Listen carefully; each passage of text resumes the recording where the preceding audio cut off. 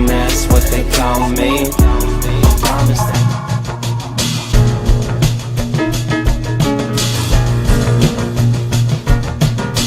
What's going on, guys? So there's going to be two different angle shots, both facing forward.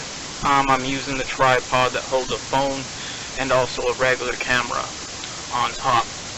But that's neither here or there. As you can see by the title of this video, Disability and Mental Illness Month. I want to raise awareness for these type of things.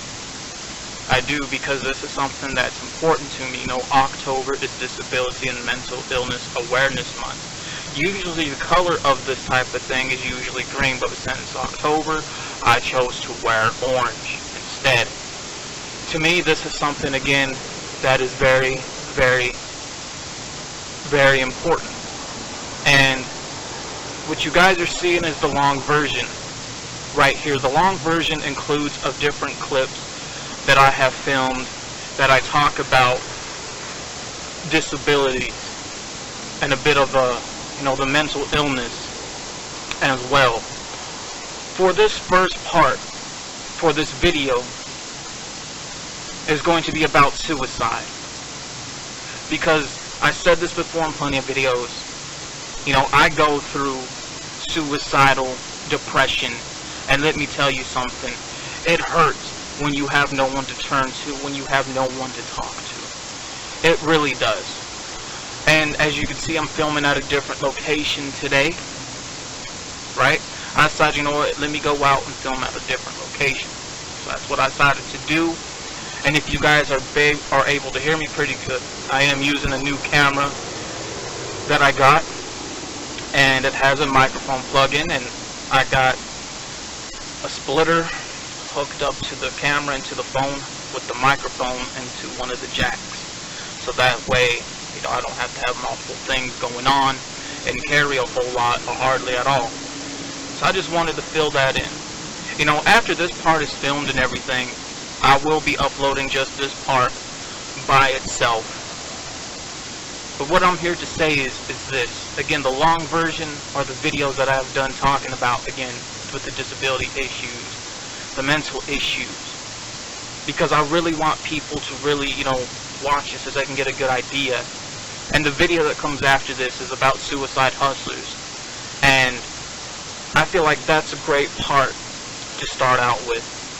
You know, I don't want to go too much in depth with it because I already went in depth into that in the video that will be coming up after this. Again, this is the long version of this video. You have those in today's generation that like to play off the I'm depressed, emo, suicidal hustle when they're not even that. You have those that are using those resources when real actual people that go through that need those resources so they don't hurt themselves or hurt others or kill themselves. And that's the problem with this generation. You know, they're playing off a real illness. They are. They're playing off of that.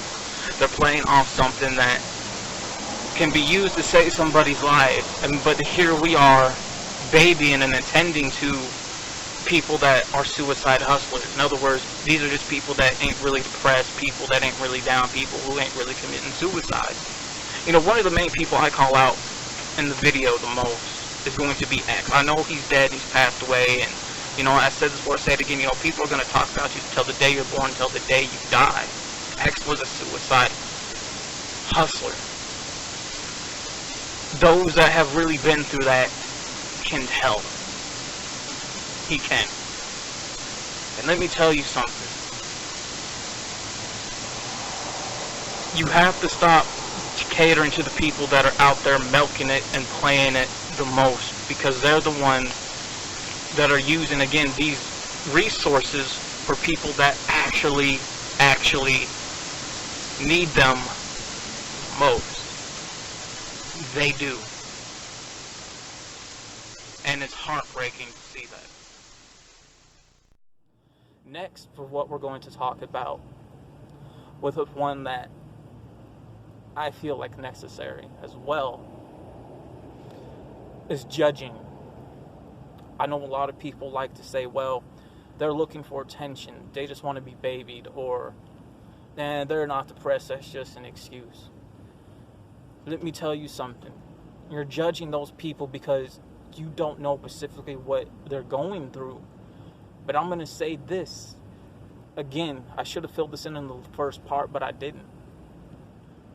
The ones that may look depressed ain't really depressed, but the ones who truly cover it up are the ones that are. They truly, truly are. Because depression goes along with mental illness. It goes along with chemicals, natural chemicals that are released into the brain and that have a hold over the human psyche, over the human body. That also is considered a mental disorder as well. Some people are going to say, man, ain't there pills for that? I'll get to that. I'll get to that. But it's best to, sit back, observe, and to ask these people, like, how's your day? Are you okay? Because you don't know what these people are going through, what they're dealing with. Because I can tell you guys something, man. Just lending an ear alone and just having them with them so they can just talk to you, it helps. It's better than really seeing a psychiatrist. It is. Because just lending an ear, it can save somebody's life. It can save somebody's life. Next is going to be about medication. Medication I used to take for that. The first time I was on it, it was just a regular pill. And a lot of these medications that these doctors prescribe that you get at the pharmacy, a good majority of these pills, they're not tested at all. So the people that they subscribe them to, we're like the test subjects, the test lab rats, if you will. And the first one I was on, it messed with me mentally, with my psyche. It really did. It got me into trouble. It did. It got me into trouble, and I had to answer for those actions, even though I was underneath those pills, underneath that influence, and they were subscribed. They were. The next pill that I would be on would probably be the absolute worst of the worst pills ever. These were pills that were prescribed to me by Centerstone, but they were made specifically for my DNA to help me sleep. That was supposed to be, quote unquote, help you for your depression. Those things were strong because it felt like I was sleepwalking. My body was up and moving, but inside my mind I was still asleep, but my inner conscience was trying to wake me up, and there were times where I would wake up mentally hours later, even though I was out, and I had to ask people, what's going on and where am I? Because there were times where I had to be told, you okay, man? You almost got hit by a car. And I have no memory, no recalls of that. Those pills would also cause me to lash out more. It really would. It would cause me to lash out more. It would. Next is having somebody to turn to, and this next one is a good example because several years ago, I went off on somebody I shouldn't have went off on, somebody who I hold dearly to me.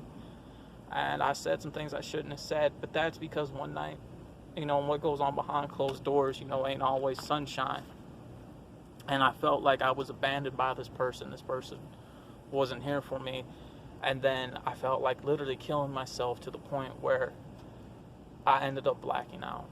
And I managed to get in hold of that person. And I want this person, when I send them the video link, to know that this part is for them. I'm sorry. But what happened that night, I felt like I was abandoned, and that the person in the world who I thought I would never hurt, I ended up hurting. And that sucks, because I truly adore and love that person at the bottom of my heart. I do. It's important to have somebody to turn to, because you need that person to turn to. If you don't have somebody to turn to, you're going to be lost in the dark. You're going to end up not making it through. You're going to lose yourself. And sometimes people can't come back from that. And that's why it's important to have somebody to turn to. It really is. Next, what goes on maybe after one does die.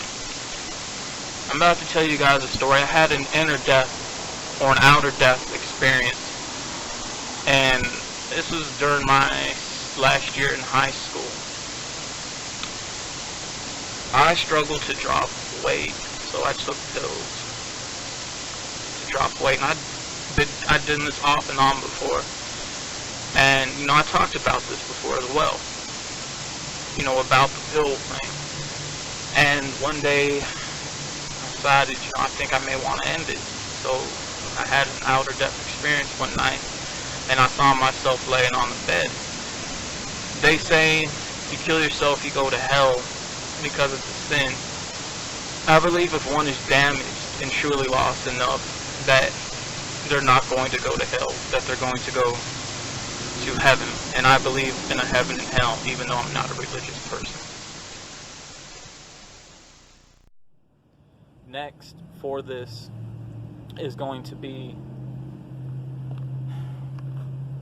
honestly, maybe the final wrap up for this. Environment.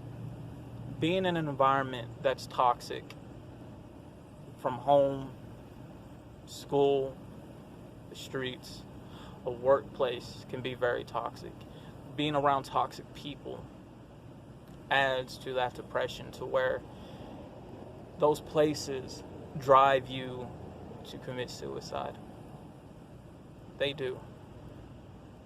They really do. And that's one of the problems that we have in the world, into the US, is that we talk positivity so much, but the reality is we don't want positivity because we're so used to really having the negativity that comes with that. And I know that sounds harsh, but that's the absolute truth. We're so used to having that I feel like we do need resources. I feel like we should have a place in the U.S., places placed in every state, where people can go somewhere to have someone to talk to who they can relate to for that. And I used to try to cut myself, not want to live.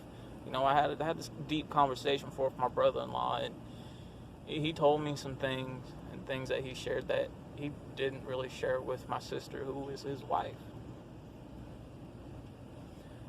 And it all plays a part, it all plays a role, because, again, having somebody to talk to and lending an ear to listen can save somebody's life. It is. And I leave you guys with this message that I'm going to say right here in this video. If you know somebody, if you truly, absolutely know somebody that fights with depression every day, somebody that's fighting with suicidal depression, if you know somebody that's been put away for committing suicide, and it didn't pull through and it didn't go right, if you know somebody that is looking for somebody to talk to, reach out to them, because just listening and asking somebody if they're okay can help save life. It can. Because you don't know what can trigger those things to that person to go that route. This is why I do this video on this topic, to help spread and raise awareness, because it is a real thing, and it's something that's looked over. It's something that a lot of people judge because they're afraid. So I ask you guys to please, watch this full video, and then after this video gets enough views, then I'll upload this part on its own, because it is about spreading a message. And that's one thing that I'm about on this channel, with the topics that I do. It is about spreading a message so you can grow beyond your expectations from what society puts you in, and you don't have to be a sheep. You can choose to make and go off the path and be your own person. You can. Real subjects, real topics that matter, and things that people think but they don't want to say. And that's why I created this channel, the ChEDDErTARY931 Awoke channel. And I'm glad I'm doing this video. It's about, again, spreading awareness. It is. I wish there was a charity for this type of thing, but honestly to God, there's really not. And you know, some of the worst people that go through this the most are foster kids, man. Real fucking talk. Are foster kids. So I ask you guys who see the long version of this video to really watch it, so you guys can get an understanding of the different subjects that I have done that relate to this video in the long version that help spread disability and mental awareness along with suicide awareness as well for this month of October. And again, once this longer version gets a good majority of views, I will be uploading this version by itself. Again, let's do this. Let's spread this message. Reach out to somebody so you can help save a life. It doesn't matter if you're friends with this person or not, because you never know. With that being said, I'm ChEDDErTARY, and I'm out. Do this. Let's spread this message. Reach out to somebody so you can help save a life. It doesn't matter if you're friends with this person or not, because you never know. With that being said, I'm ChEDDErTARY, and I'm out.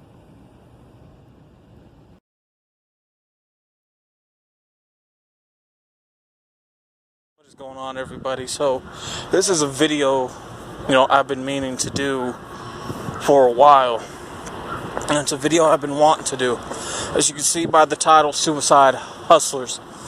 And I'm going to try to go into it as much as I can. Now, me, myself, I actually go through depression. I fight depression every day. Down syndrome. I also go through bipolar disorder and mood swings. And today's generation plays off of things, like that. They really do. From today's generation, with the people that you hear every day on the radio or YouTube or on streaming sites, and call them suicide hustlers. The problem is with that, you're playing off a real illness, a real disease. It's a chemical reaction that's released in the brain, and a lot of you also play off PTSD. Now, I know a lot of people say, oh, well, you can't get PTSD unless you're in the Army. That is not true. Matter of fact, you have more people that go through PTSD outside of being out of the military than you do inside. Now, me, I go through it. Yeah. Post-traumatic stress syndrome, because I have certain experiences that I had in the streets, things that I've seen, things that I've done, and things to where, you do have to be prepared. There used to be times I used to look over my shoulder a lot and be heavily paranoid, but that's something I had to learn how to let go. And, if something happens, something happens. Now, today's generation, we did fail them, because a lot of us, we had them. Those that are 28, 30, 35, hitting to their early 40s, we chose to ignore kids because we always said, we're going to be better parents than our parents were to us. Because the 80s with our parents and the 70s were cocaine era. No, the 70s were the weed era. 80s were the cocaine era. So our parents moved that down to us, which we were known as the heroin era. Heroin. In the 90s. From the 2000s, we moved from heroin to weed next. And now, us in the mid-thousands, we're going into what is the lean pill generation. We let them down because of the shit we were doing. And you were hoping that they would learn from our experiences not to do what we do. Also, because of that, they see a lot of these other people who in their time was playing off suicide hustlers, and you're not really going through that. You're not depressed. You ain't think about suicide. You ain't got nothing to be depressed about. And a lot of you really don't go through that. And those that were playing off that end up getting their lives claimed over the stupid shit that they were doing. X was a suicide hustler. Alright? Mac Miller, suicide hustler. Little Peep, suicide hustler. Them cats were not depressed like that. They were not going through it like that. They were playing off of that. Thing is, they had too many yes people around them. Now, along with being in the music stuff, and I really seen that's true. You know, you do have drugs that play into the mix. You're going to get quick high. You want time to feel slow for you. Thing is, you got addicted to that drug. They weren't really fucking depressed. They weren't thinking about suicide. No, they were playing off that. They were, I guess today's quote terms were clout chasing off that. You know, they're actually real people, man, that actually go through the shit that I'm talking about. I do. On top of that, yeah, I was born a crack baby. Now, not everyone's situation being born a crack baby is going to be the same. As you see, not everyone's going to end up autistic. Now, yeah, I know that's the highest thing that you see, and that, but not everyone's case is going to be the same, man. It really isn't. So, sadly, a lot of them think it's cool. You just want to get messed up all the damn time, and to where you're a substance abuser. Yeah, you're a drug abuser. And because of that, being a drug abuser, you're playing off, again, a real illness of others doing that.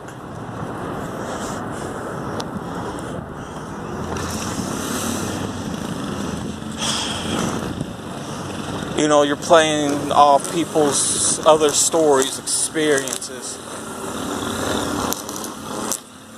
The only thing this generation is having, is really being domestic violence a lot. Yeah. A lot of domestic violence. Well, don't you know depression? Don't you know thoughts of suicide and drugs play into that as well?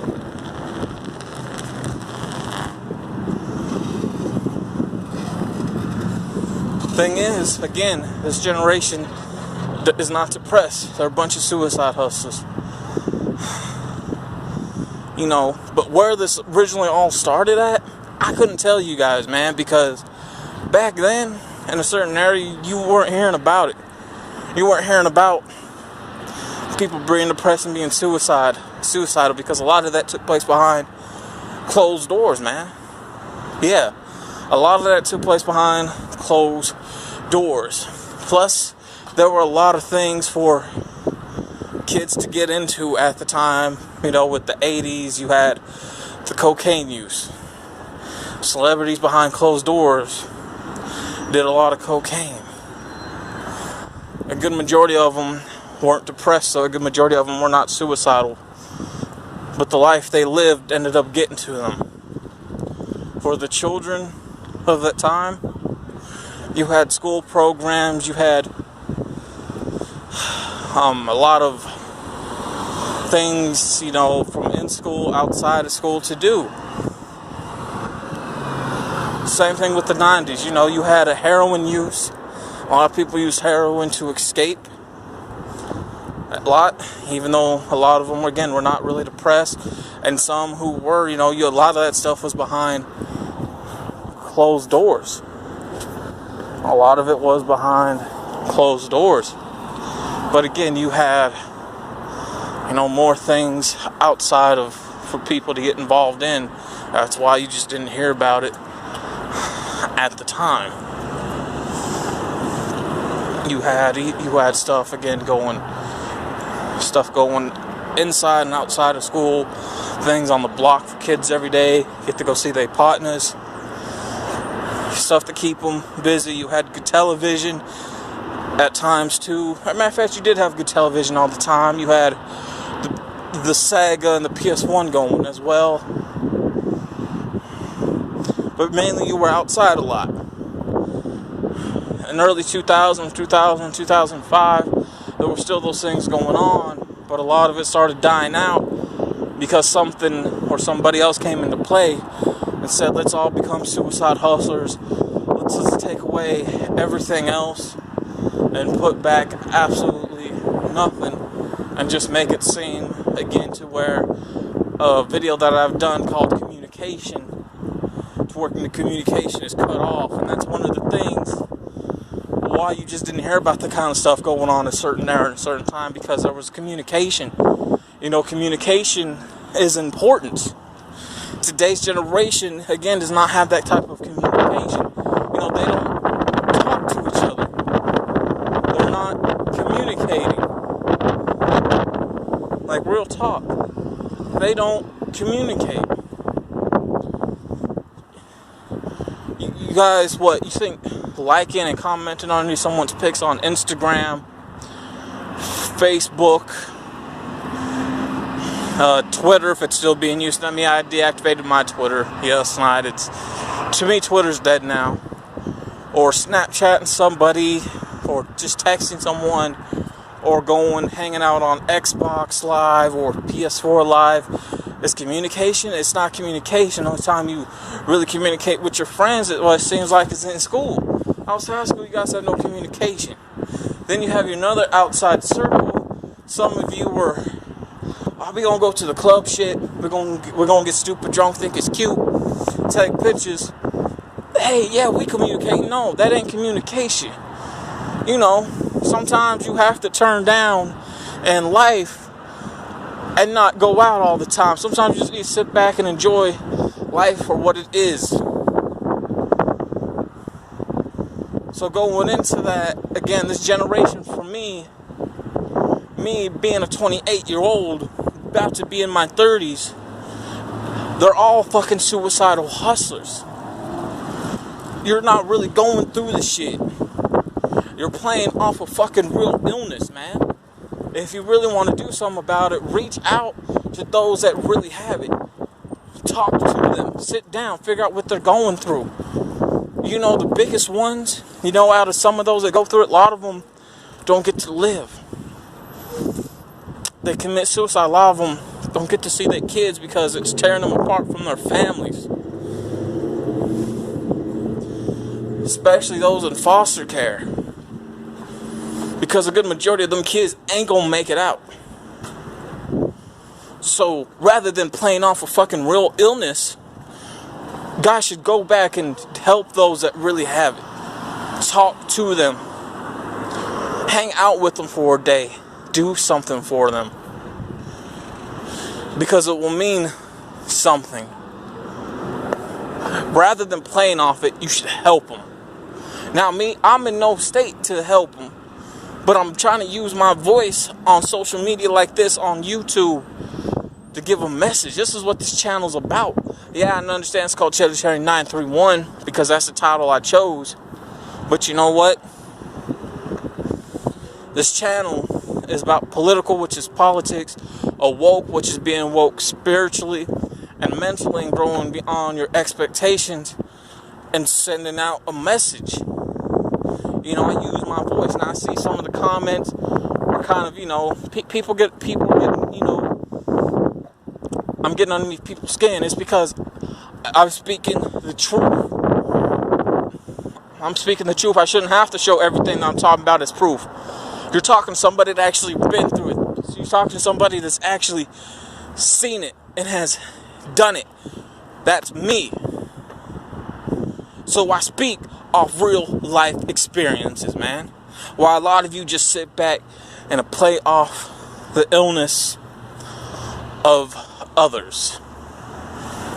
And it's a real sickening thing to watch. Because a lot of you, again, You're just suicide hustlers, and those that are watching this video that may actually be going through something, those that actually have the illness, this is for y'all, man, because I know what it's like. And you think just because taking medication that's prescribed to you is going to do something for it? No.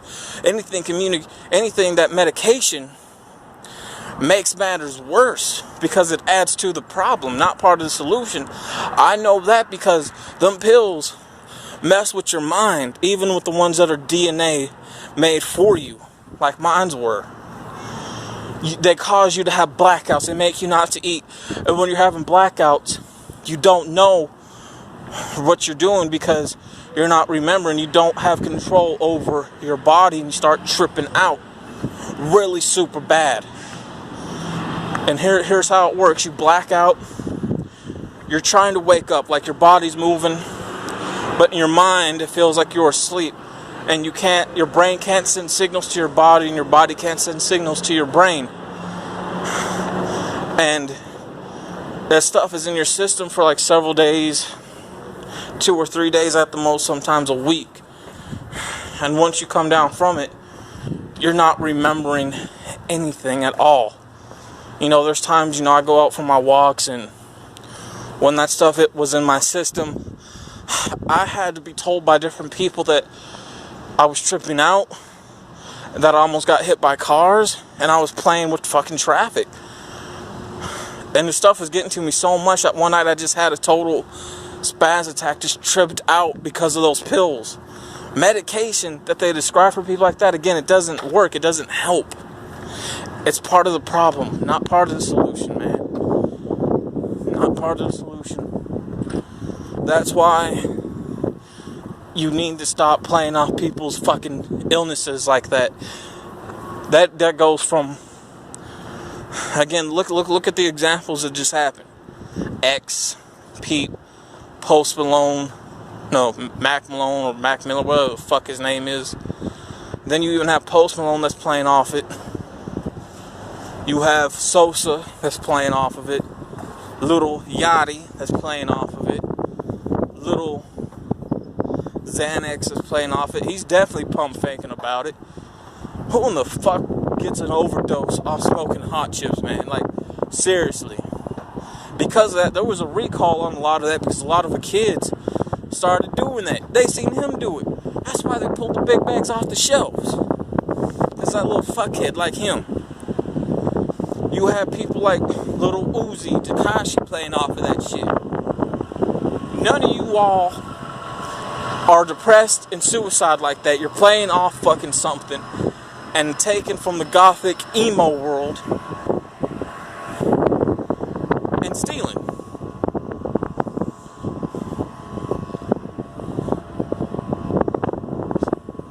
Reach out to people that actually go through something like that, man. They need somebody to listen to them. They need somebody that just wants to sit down and communicate with. Spend time with them. Take them out. Do something with them.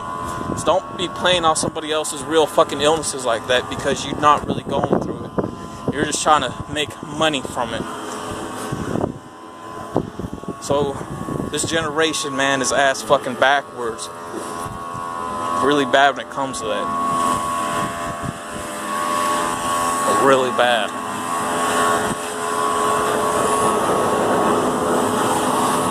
So, I'm out. I hope that you guys learned something in this video. And I know a lot of you are going to get pissy about it, but that's just how it goes, man. People like me, we go through actually that, and I have to do what makes me happy every day. You know, me, one thing that gets to me, I can't work, I can't get a job because I ended up not having full 3 years of high school. I ended up getting a fake diploma by the state through the school. I never had a real job before, so I never worked at a job. I never had a full year of college experience. I never had good credit. I got learning disabilities. Right, I got some health issues. Along with that, I have no vehicle of my own. So what makes me happy, again, you know, I do music, so me putting out my music and getting the stuff made for it makes me happy, even though I treat it like a job, and I don't get paid for it because there's no money to be made as a local artist. And if somebody says there is, they're lying, and they're playing off their rent money for that month and week. What makes me happy is doing stuff like this. This makes me happy. Talking like this, before people can see it. Me going out for my walks every day makes me happy because I'm also working on my heart area. I got a really bad heart that the doctor won't do nothing for. Me recording gameplay, getting ready for next year to drop a lot of new content on my Jazzy Entertainment channel. That's making me happy. Me going out collecting movies that I like makes me happy. Going to the Give Me 5 when I have extra money makes me happy. Even though it's used stuff, I like digging around. I like to collect, you know, cables. I'm a cable collector. And those that's going to see the video either before this or after this, you're going to see two different titles. How collecting saved my life, and then the prequel collection video as well. So it's a lot to really, you know, learn from. So, man, I hope you guys, you know, enjoyed, and I'm out.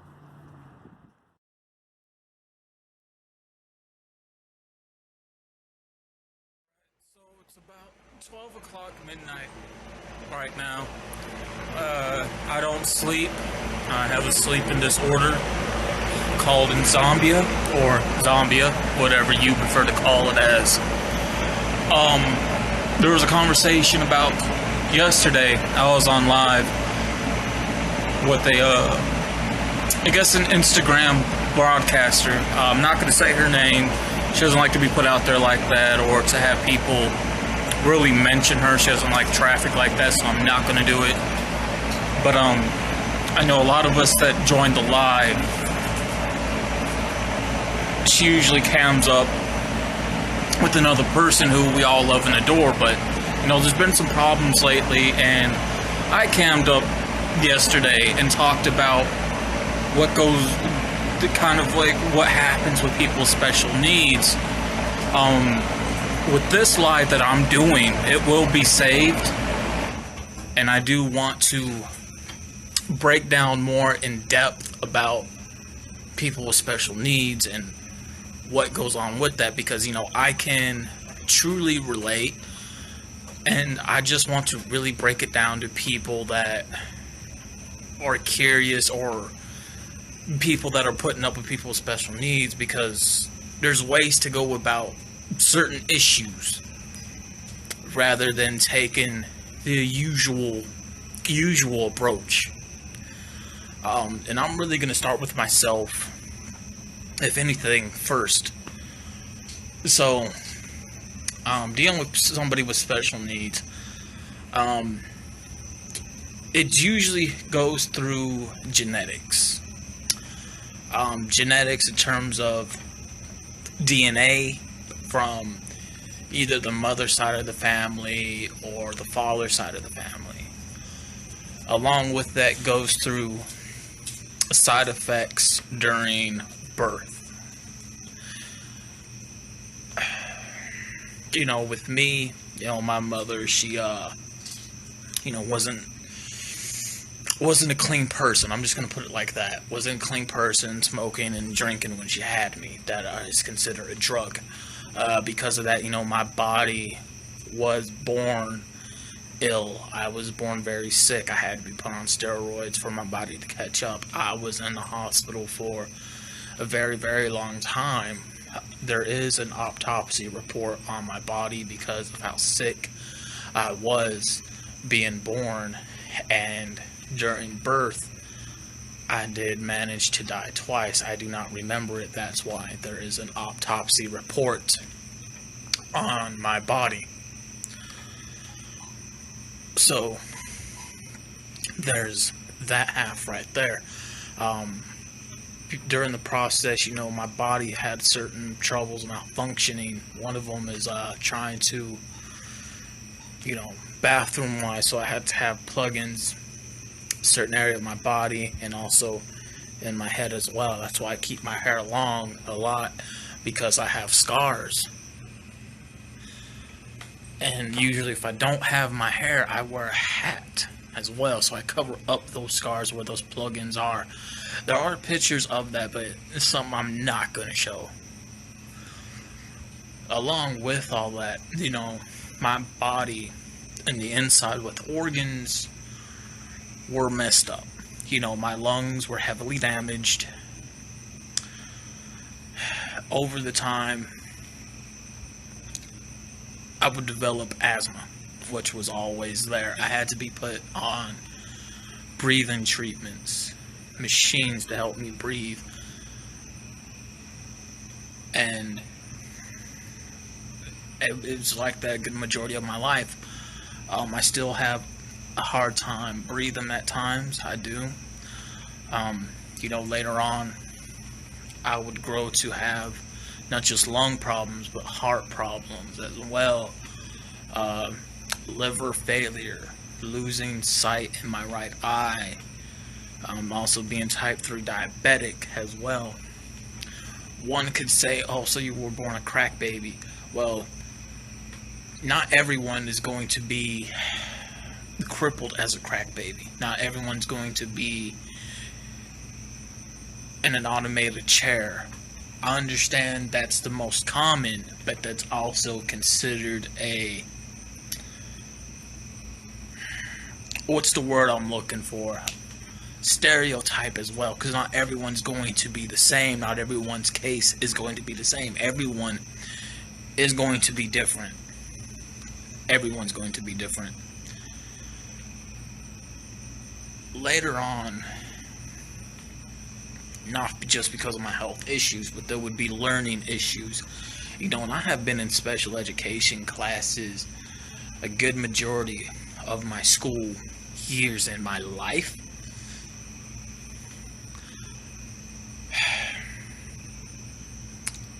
It just wouldn't be me. This is something that is genetics throughout my mother's side of the family. My cousin was in special ed a lot. One of her birth side effects, she has to get the inside of her head drained because there would be water built up. My niece, she has learning disabilities. So there's that. One of my nieces cannot be around humid weather because she'll pass out. So that is also a side effect as well of being quote unquote, I guess you should say, special needs. When you're in education classes, we all know what being dyslexic is. Mine would also not just be dyslexic, but dyscalculia as well, that has something to do with numbers, math, and money. And people who are dyslexic along with dyscalculia as well. And dyscalculia is a bit of a rare one to have. And I would so happen to have it, and still do have it. Again, you gotta remember, this is through birth, through genetics. This isn't something that's, boom, automatically you just get. It's not. And you see numbers and letters backwards, if that makes sense. Like your letters, you would see them as numbers. Your numbers, you would see them as letters. And over time, within your earlier years of that, you are going to completely struggle with reading and writing. And I struggled the most with that. I 100% struggled. Like I said, over time that stuff gets better because it's practice. With me, one of the main things I still have problems with today is spelling rather than reading, if you will. But today's technology makes things easier because of that. When dealing with somebody with learning disabilities, you want to not be rash. You want to be as calm and steady as possible, because if you're going to be rash about it, it's going to make the person that you're trying to help not just difficult, but they're not going to respond well to you. They're not going to respond well to whoever who's trying to help them, because to them, one, they're going to shut down. Two, they will act up, and that is a defense mechanism that special needs people use. Third, they are going to defend themselves through words. So if you're attacking them verbally, they're going to attack you back. I have been known to do that. Fourth is going to be, if you lay physical contact, you're going to expect physical contact back, because when they're backed into a corner, they become the most dangerous. So this is when psyche comes in with mental health as well. People with special needs do go through that. They're just going to attack. Now, the repercussions of that is not good. That makes the situations much, much more rash and harder, because now with the psyche part of that, again with the mental health, it's going to be different. How can I describe it? As being, once grew up as a delinquent, then in my older years going to jail several times, you're going to develop a sense of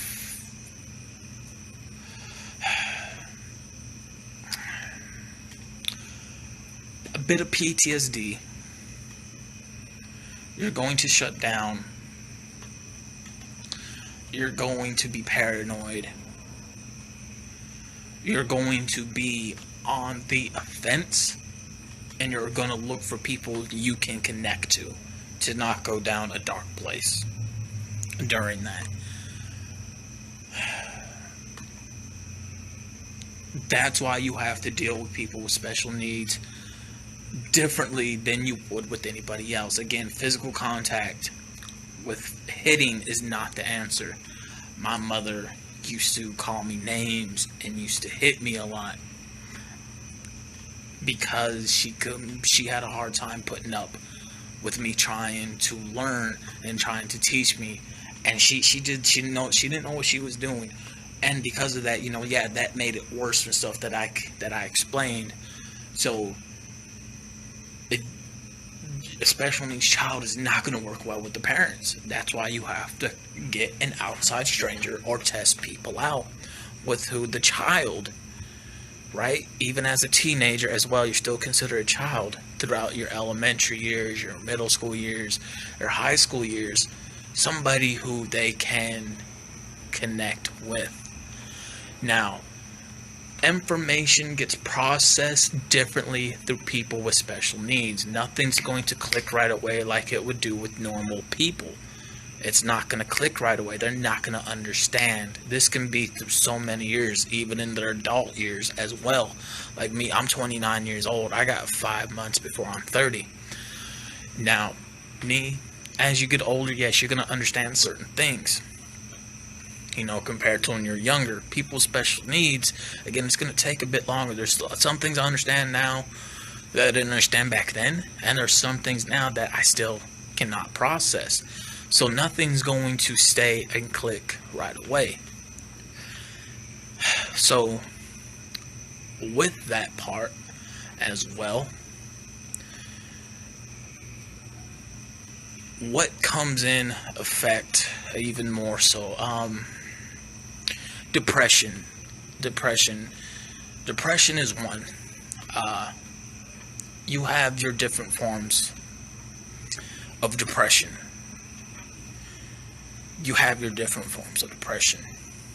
You do. One form of depressions would definitely be suicide. Suicidal depression. I go through that. One is also mood swings. I also go through that as well. One thing people with special needs also goes into play. We are the most lone people, and we don't like to be alone. That's why we are the most clingiest of people, because we don't like to be alone. We want to have friends. We want to have people to talk to be around people, somebody who will listen and to communicate. Because people with special needs, you know, we like to do that, not out of doing it out of I don't know the proper word I want to use right now, but I don't know. It's something that's really kind of hard to describe. Like, we don't like to be alone, but we don't like to be bothered either. But we do want to have people around us, somebody to hang out with, somebody to talk to, somebody to, you know, keep us company. And that's why when somebody leaves, we get a certain way, and it affects us, you know, mentally as well, because we feel like we have done something wrong. And that's why we're the most apologetic people when it comes to being special needs.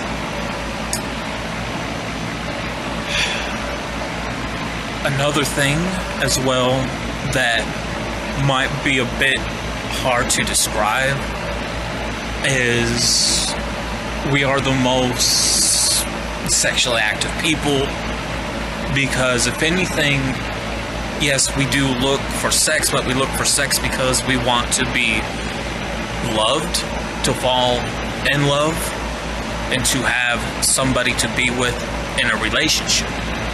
And that also plays a role with wanting to have somebody to be around as well. Now, you do have cases where somebody with special needs is going to try to play both sides of the coin. Like, you're going to have somebody out in public that's going to act a certain way, that's going to kind of want to talk in slurs within a tongue, act stupid, because they do that to gain attention, or known as attention seekers. Behind closed doors, they are able to talk clear, to talk normal, especially around those who they truly communicate with. That would also, in between those lines, right there, would be considered, if anything, a mental illness of a personality disorder. You do have that. That's why some people who say, well, I don't know why he or she acts this way in public, but when they're with such and such, they talk this way, they act this way. Again, the reason really for that, not just because attention seekers, but it's a mental illness of a personality disorder. That's why they act like that. Now, as we start to wrap this up,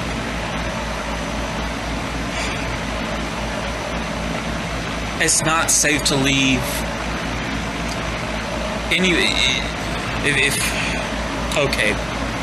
it's not safe to leave a special needs person in the care of guardians.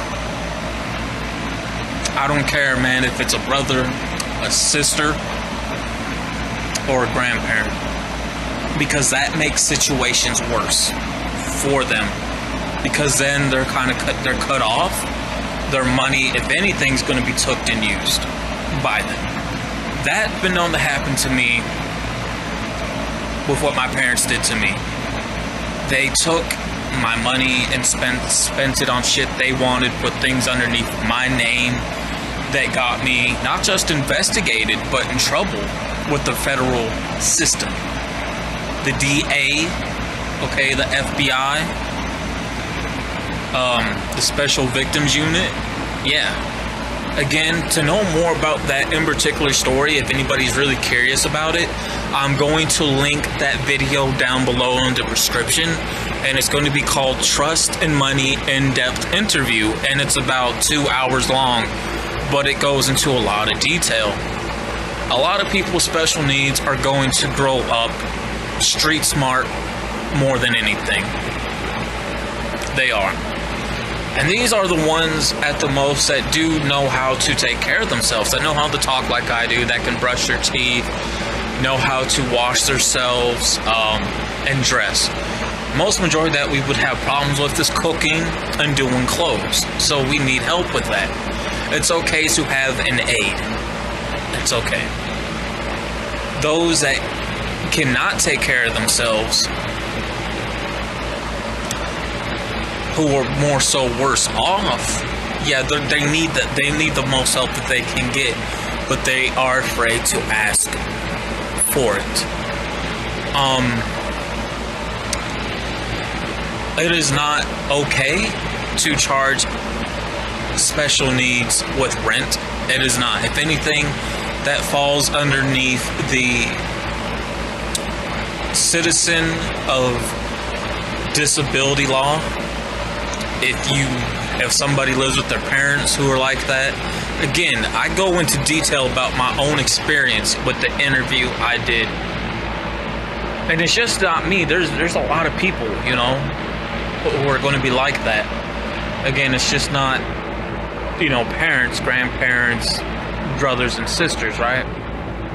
If you're charging somebody special needs rent, you're stealing money from them is what you're doing, and that's illegal to do. The only way if you charge a special needs person with rent, if they're on their own and somebody that, again, with what I just explained, somebody who knows how to take care of themselves like I do, then okay, but you have to be a landlord. If you're not a landlord and you're charging money from them, then what you're doing is illegal. It very much is.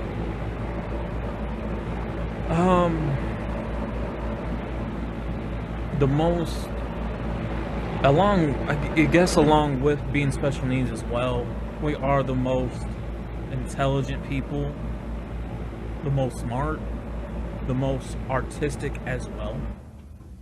We are that. We are the most intelligent and artistic people as well.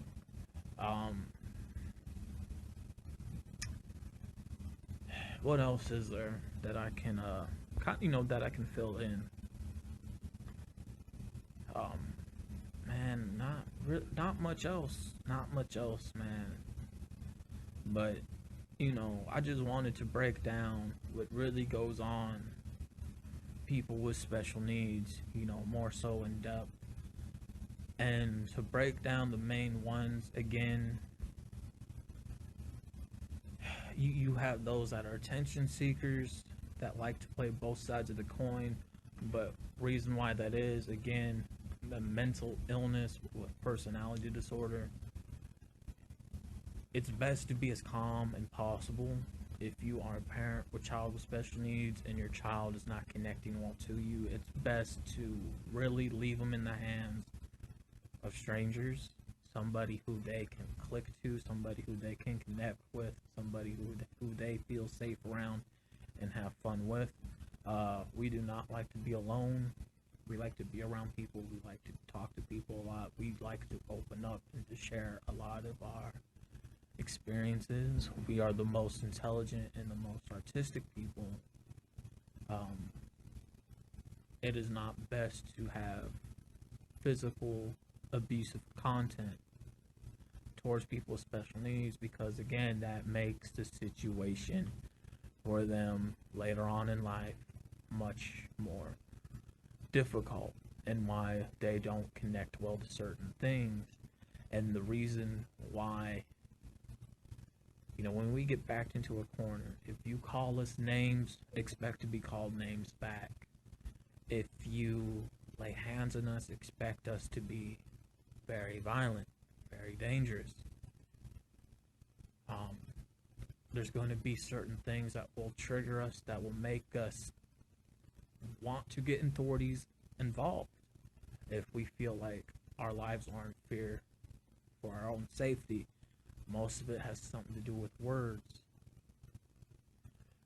We do get the most sensitive. We do get the most sensitive.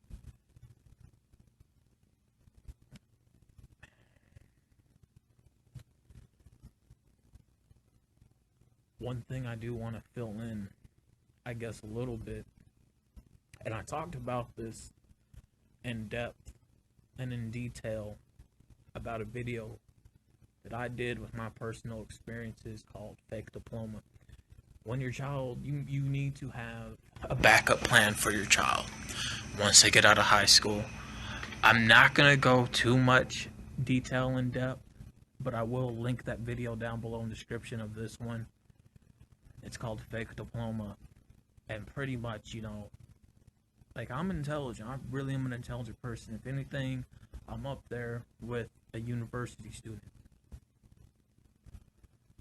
I had 3 years of high school, but I got to skip my junior year and went straight to senior year, right? Because one, my age, two, how smart I was, again, with me being intelligent.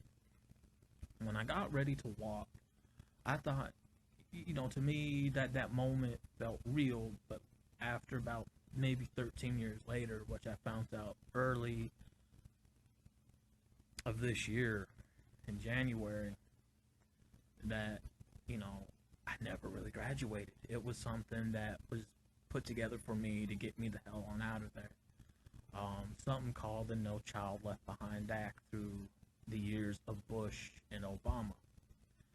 And it's pretty much a program for people with troubled youth, people that have trouble or couldn't afford to go to school, being brought up in a poor family, and people with learning disability who are special needs. I would fit those categories. So that program was used for what I just explained, to pass them on by. Like, here's an example. Like me, I did work hard. I did the majority of my life. But once I found out what I found out, the awards that I got, stamps of approval, the grades that I made were pretty much all fucking for nothing. And that's what made it feel so fucking fake. So in other words, it was just given to me. And I went through a lot of that stuff when I found out, and I threw it away because it's something for me not to be proud of, since I was found out stuff was just given to me just to get me on out of there. And when I looked at my diploma, it was a fake diploma that was bought offline. It didn't have the regular seal stamp of approval that was black and white. I was an honor roll student, so I would have gotten a silver stamp of approval. I would have got the regular and the silver stamp, but I didn't. The highest you could go is 3, which is black and white, which is the regular one, the silver stamp of approval, which is high honors, I think. And then there's the golden one, which I'm really not sure what the golden one is, but it's like 3 of them. On a rare occasion, you can get 4, but that's on a rare occasion.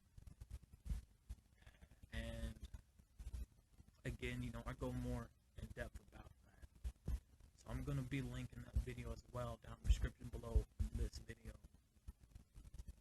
But again, for those that are curious,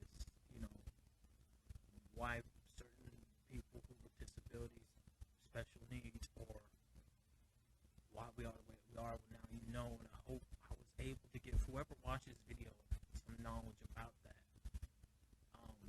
I will say this, when we go to select the doctors, and even labeled by the state, we are labeled as retardation. That is a word nobody likes. I personally do not like it. If you come attacking a person who is like that, you can expect repercussions, man. Either somebody's gonna beat the fuck out of you, or the law will get involved, and then you're gonna be facing some trouble right there as well. When you go to the doctor on our medical records, they put, because we are the way that we are, they put having learning disabilities or special needs down as a CDC, as a disease. So, you know, I'm not going to show my medical form because I'm honest, it's in the computer, and I don't have access to, you know, the medical system like that. A lot of my jail records, when it comes down to diseases, they put down, you know, special needs as a disease, and that's one thing that it's not a disease. But that, man, you know, we have a hard life, man. We do. I remember hearing a story. I don't want to make this video too long, but I remember hearing a story. Somebody has the same story, kind of like me, if you will. And he chose to be homeless because after what he found out when he got out of high school about his diploma, so he chooses to live on the streets. He does, because to him, in his mind and his world, it's the only place that he feels like it's normal to him. The only thing that he has is a phone, and his mother and his aunt help him keep his phone on. And that is pretty sad, man. It is. You know, a good majority of people in the streets that join gangs, that die every day from the street life, people who sell drugs, are going to be those with disability issues the most.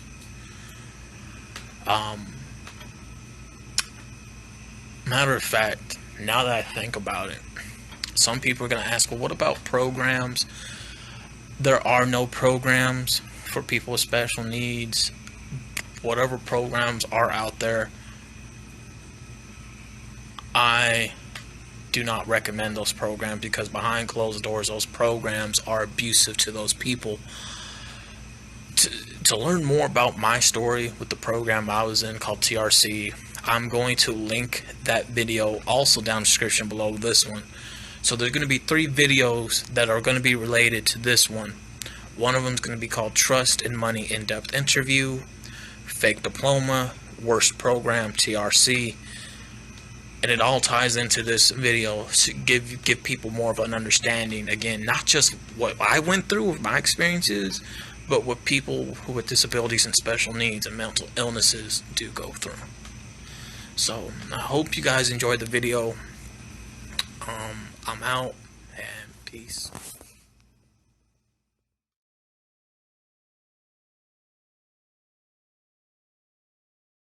Has been a recording video day. This one's going to be about the school system. This video is for parents only, but if you're somebody who is still in school, then you also need to watch this video. Now, back in my middle school and high school years, I used to work for the schools. I used to do volunteer work. Now, I was working within school hours, which was great because it got me out of classes. You know, it got me out from doing some book work. So, let's go ahead and hop right into it. When it comes to money is going to be the topic for this. It's going to be the focus for this. When it comes to fundraisers, you know, back in the day, fundraisers, raising money for school equipment, for new books, for sports equipment, or to help the school to rebuild it, new paint, you know, something to go for the students. You know, it was accurate then. It was more accurate then than it was now. One of the richest schools that I went to at the time during elementary was McDowell. McDowell was a wealthy school. Of course, over time, you know, you get new executives that go into the town office, new people to manage money, and they did find McDowell as a threat because it was a all-black school back in the day. Even when I went there, it was an all-black school. Of course, you had white kids too, but they cared about their students. Now, the school is struggling with funding. It looks poor. A lot of its new equipment that was once raised so many years ago, so many decades ago, is now not there. Because when I went there, There was new equipment. The school looked nice. You didn't have none of those neighborhoods there like you did now. The playground was bigger. You know, now it's small. Now it's small. You know, that they got a helping hand for them to keep open, but now they're looking to raise money to build a new school for them. And honestly, the people in the town office want to tear down the old one and put housing up. To me, that's taking away the history of the place if you do that. It really is. You know, one of the poor schools I did go to was McDowell. McDowell, within its own, you know, will probably always be poor. It never had good funding. The school that I went to that was bad, and when it turned good, was Brown School. I know it went under a makeover. I don't know how the school is now, though. I know it went under a makeover. By the time we get now to middle school and high school, the book fees that the parents pay for their child to get books. Have you ever wondered why your child came home with these shitty ass books that look used? Well, them are books that have been used by students many decades before. So the money that you're giving to the school, you're paying for new books that are being stamped 3 years after your kid's already out of middle school. So you're paying for other kids' books, for other kids, for they can use those books.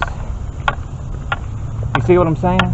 So you're paying 3 years in advance for other kids can use those new books, because our kids and your kids are not going to be there. So that's why they get the shitty ass hand-me-down books that are for free.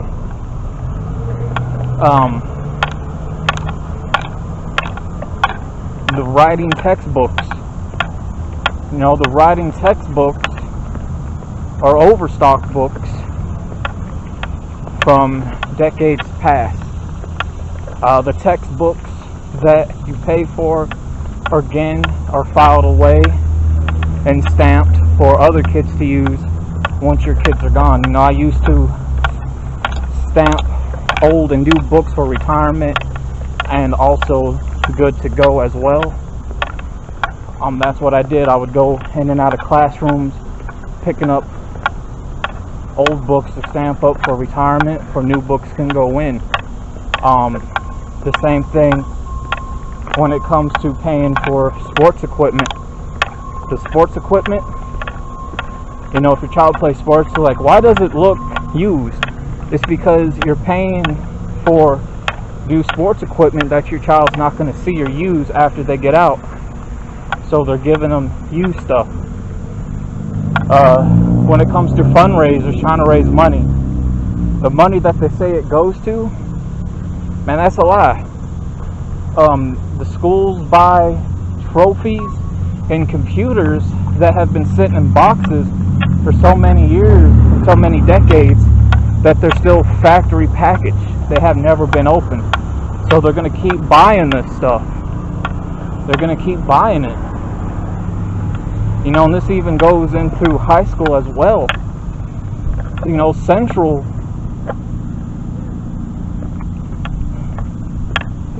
got rid of it certain years because they were ashamed of two classes, which was the class of 010 and 011. You know, they considered those two classes the worst classes in history of that school. But those 8 years that passed by, why do you think they got all the money to build that new school from us? I was working at that school too, man. Again, doing the same thing. stamping up books, picking up books, taking them into the garage area that was well hidden. And let me tell you something, all that money, they had new desks, new computers, trophies that were still factory packaged from decades prior, even going into decades after. We're talking brand new N-box, Dell, Gateway, Comcast computers, the really big fat ones. Those that are in their early 30s like me know what I'm talking about. Even some of the older laptops that were thick, they were still in boxes. Even the laptops that were out then, just like the computers were out then, bro, they were still in boxes, so they were still having us use older computers. Same thing when it came to trophies. There was one of my friends, you know, his mother raised money for so long, it was almost to like $1 million, and she wanted to redo the school because it was due underneath repair on one certain side. But you know what Central did? They barely did any work to that school, but they decided to go ahead and take that woman's money and then spend it on bullshit and waste it on the things that I talked about. So what parents are paying for when you give money to the school for what's supposed to go to your child, right? It's not going towards your child. You're paying for other kids' stuff years down the line when your child's no longer going to be there. And you know who would really confirm this? You know who would really confirm this? My old art teacher. She's like, the money that you're supposed to be, the money that your parents give to help pay for stuff at the school and new art equipment, it's really paying for new art equipment that none of us are going to be using or seeing until after we're out of school. So we're still using dried up stuff, or hopefully what's ever supposed to be salvageable or still good to use, and the teachers are taking money out of their pocket to try to afford new supplies. You know, and there were teachers that really talked about what I'm talking about. You know, a lot of them didn't like the system that they were stealing money from people and paying for stuff that nobody's going to be using until years later.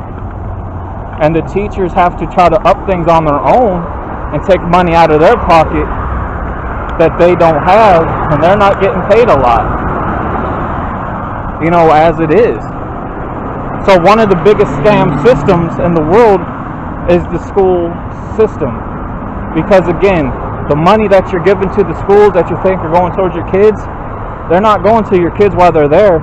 You're paying for other kids' stuff for decades and years to come later. That's what you're paying for.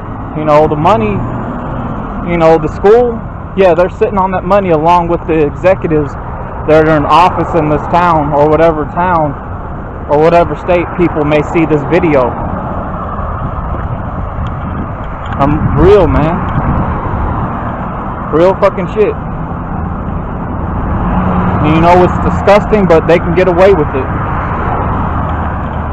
So, you know, again, I know this because I used to do volunteer work for the school, man, during school hours, and I found out a lot of this shit. You know, words can't quite describe it. You know, it's one of those things where you need to see it for yourself and say, damn, again, where do you think Central got the money to rebuild? They got it from those 8 years, followed up by several decades before those 8 years, before the classes of 011 and 010. Talking about, man, it was a festus. No, it wasn't. I barely had any classes coming up. So I used to roam the schools a lot. I used to roam the school a lot, right? There wasn't no fucking Festus. all that new stuff, they dedicated that new Central from the classes of 012 till now, saying if it wasn't for them, we wouldn't have this school. But you know what? I tried to hit up some people that used to take the videos and the photography stuff at Central. They used to do the editing, because there were some moments that I wouldn't mind having for my own documentations so you guys can see on this YouTube channel. You know what they told me?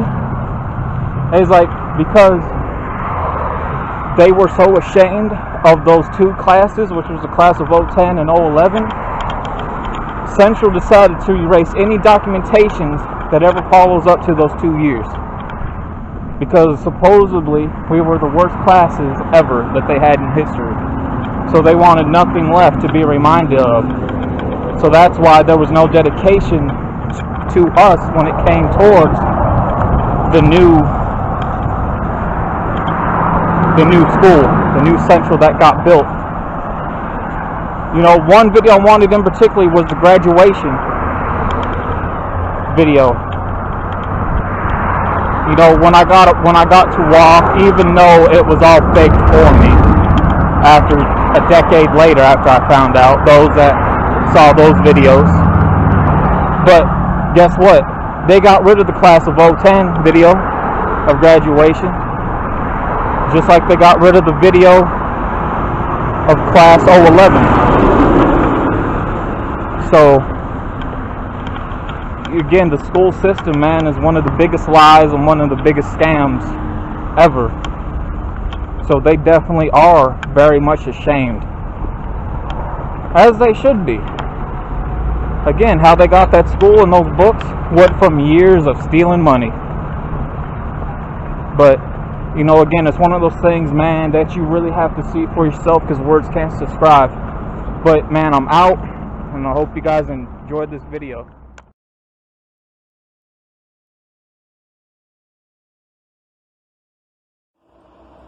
Alright guys, so I want to say I'm sorry about the audio yesterday. I don't know what happened. I think maybe because the phone was far away and I was kind of, I don't know, sitting on the swing, because the phone's on a tripod. It goes pretty high up. And I don't know, maybe it has something to do with it. It wasn't windy. Hell, I don't know, but hopefully you guys could at least hear what I was trying to say in yesterday's video. Hopefully it did get the message out there. Now, as you can see by this one right here, you know, the worst program, and some I don't recommend to parents to send their kids to if they have learning disabilities. And as you can see, worst program, TRC. I'm going to be speaking on my experience. So I just want to say, if I look a bit rough this morning, you know, I woke up not long ago. It's nice out. It's been a while since we filmed outside like this, minus the little other times. So yeah, let's go ahead and get right on into it. So the TRC program, as I can remember, the best I can from the beginning, was a program that was heard about during a, well, I was like in this work class. Let me do something really quick. So the TRC program was a program that was heard about when I was in this work program class for people, again, you know, with learning disabilities, so you could learn how to work. And a couple, if not all, the jobs were voluntary work. So, you know, voluntary means you don't get paid for it at all.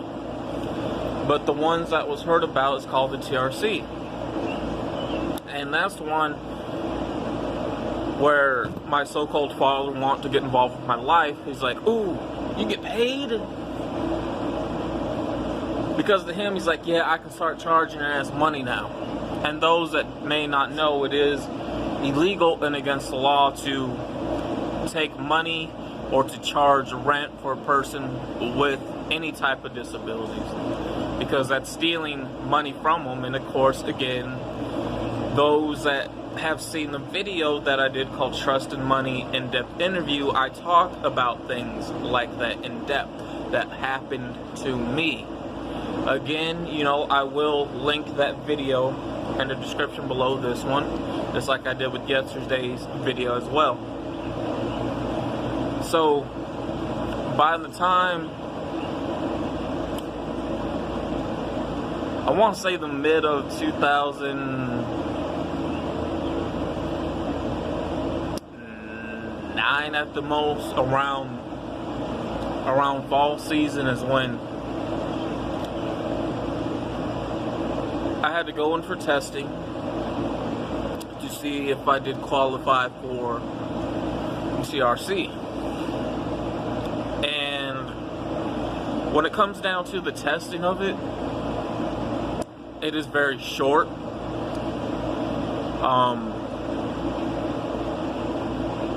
It is really a lot of the basic stuff that a lot should know regardless. By the time your test results come back to say, oh, okay, well, your child qualifies for our program,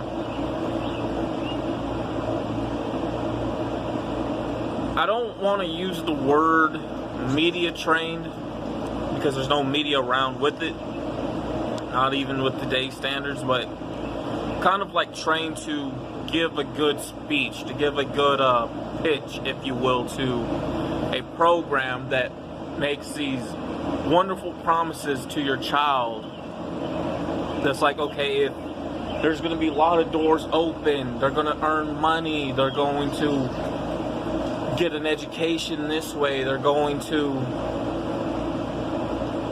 be offered to look into other jobs.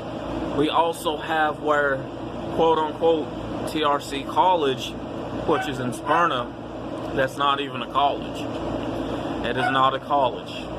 But I will get to that later on in this. So during the process of entering to the program with working at the plant, right, the TRC plant, they want to, again, you know, pitch something that's really great, that sounds promising, but with a lot of false promises. A lot of false promises. It really is. During that, you as the, you know, at this time, some say, okay, well, you're still considered a young adult. You know, you do have the right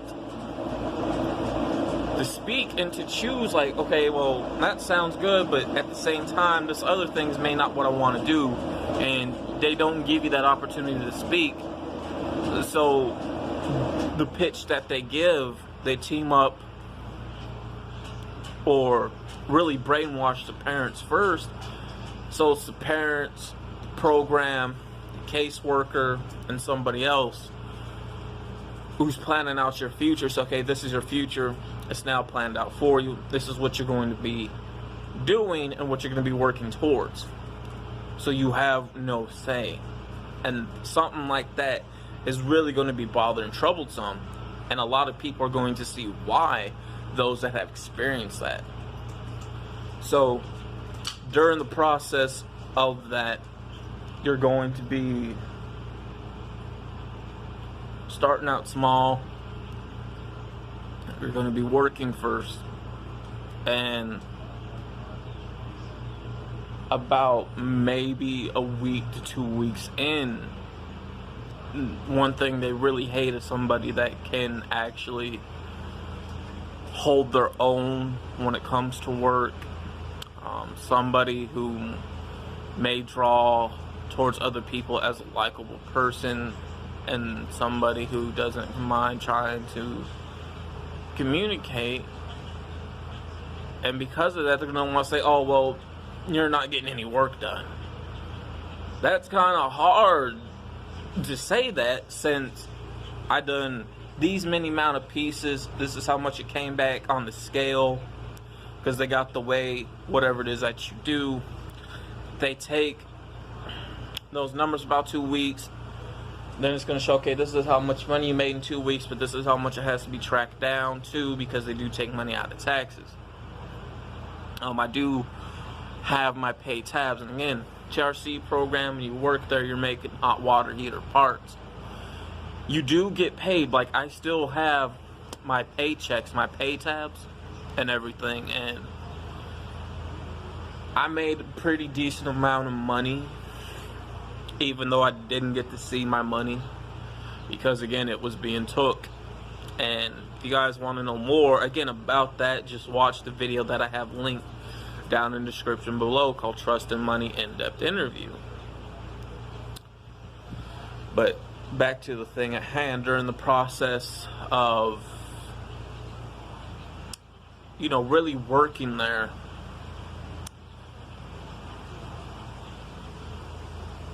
they're going to want to set you up now for like a schooling called TRC, which again they label as a college. And that's one thing it's not. It is not a college. It is far from that. It is a place to teach you really how to live on your own. But I will get to that and later on in the story. But as you're working in the plant, you do have a time frame of 18 months, which is about 2 years, I do believe. So you're there for 18 months, which is, yeah, 2 years at the most, 2.5. And I wish I had some people I know with me in this video, man, because maybe, actually I take that, I really wish I had 3 people, maybe 4, in this video with me, so they can share the experience that they went through and that I went through. And this is really where I'm getting into, again, this is where I'm gonna be talking to parents that, man, if you put your child through this, you really need to listen to them. Don't recommend this program. Again, I wish I had some other people, but behind closed doors, they really treat the young adults to the older adults like shit. I understand when you first meet these people, yeah, they're gonna put on a front, they're gonna seem nice, but behind closed doors, it is not like that. It is abuse. They do abuse the workers behind closed doors.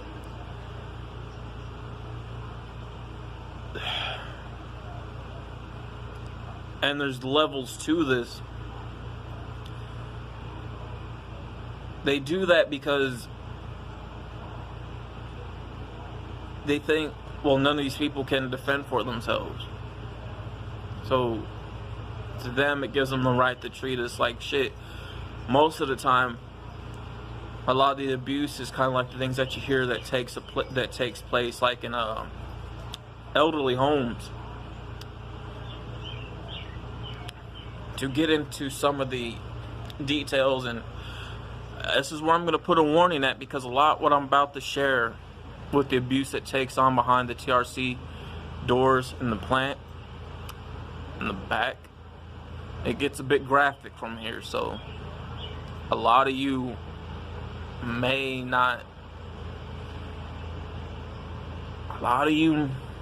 want to click off, because what I'm about to get into is about to be a bit graphic. I'm going to share some stories.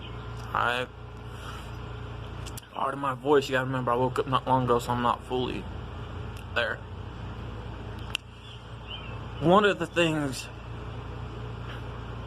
that'd be considered abuse in any form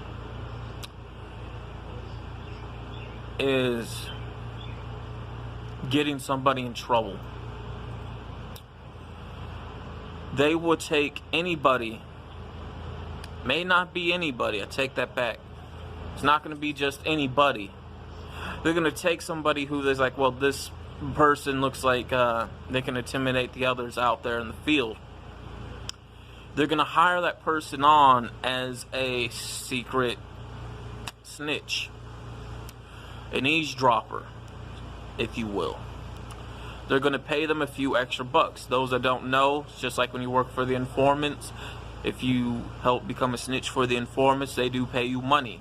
You do get paid for fucking snitching. And that's one thing that they would do. So each time you would hear about somebody getting fired or called into the office or getting written up with warnings, and they can't figure out why. It's like, well, how did you hear about this, or who told you? Because the supervisors are nowhere near the employees on break. And how they come to find out this information, even with stuff that's outside of work, and a lot of it takes place outside of whatever these people do outside of work, they get in trouble for it. The reason for that, again, the supervisors hire somebody that people do not like, and that somebody becomes a snitch and they get paid extra dollars for it. Because I am a good worker, they didn't like that because, again, I'm a good worker. I'm going to have a lot of parts weighed down. I'm going to have a lot of weight, plus make a lot of money. Because one of the things that they say was like, well, your goal is to reach to a minimum wage, which is a goal you don't want to reach to working there, because minimum wage ain't going to get you shit. Stay off of minimum wage. That's why you can make as much money as you want. They didn't like that. So they would have me called in so many times and just give these false reports, and me getting in warnings, and I didn't like that. So you have situations like those. One of the things that would be considered abuse is taking that employee's parts, and they would, again, hire the snitch to do this.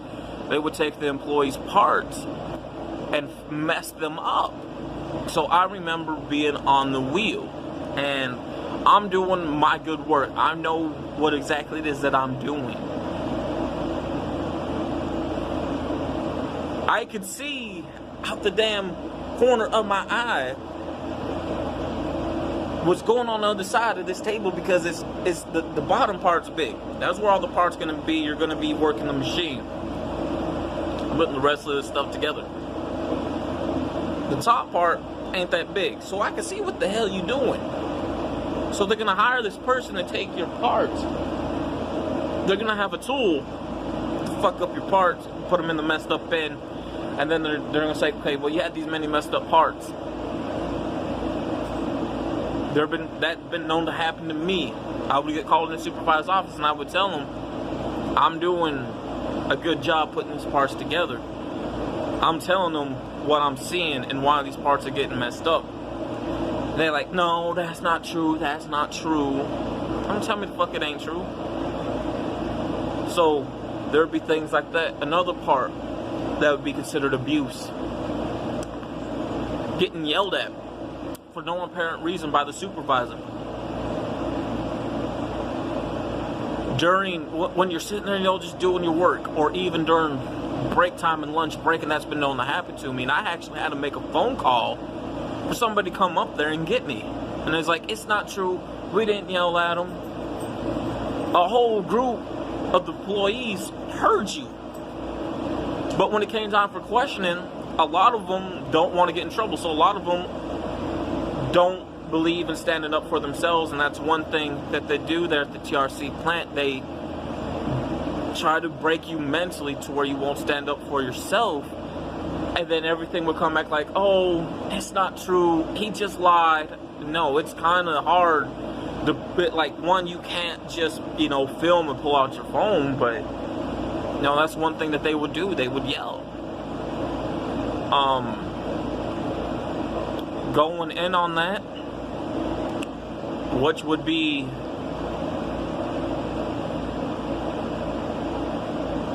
physical. There would be some physical contact, and when you try to do something or say something about it, is that it's going to be you getting in trouble just for standing up for yourself.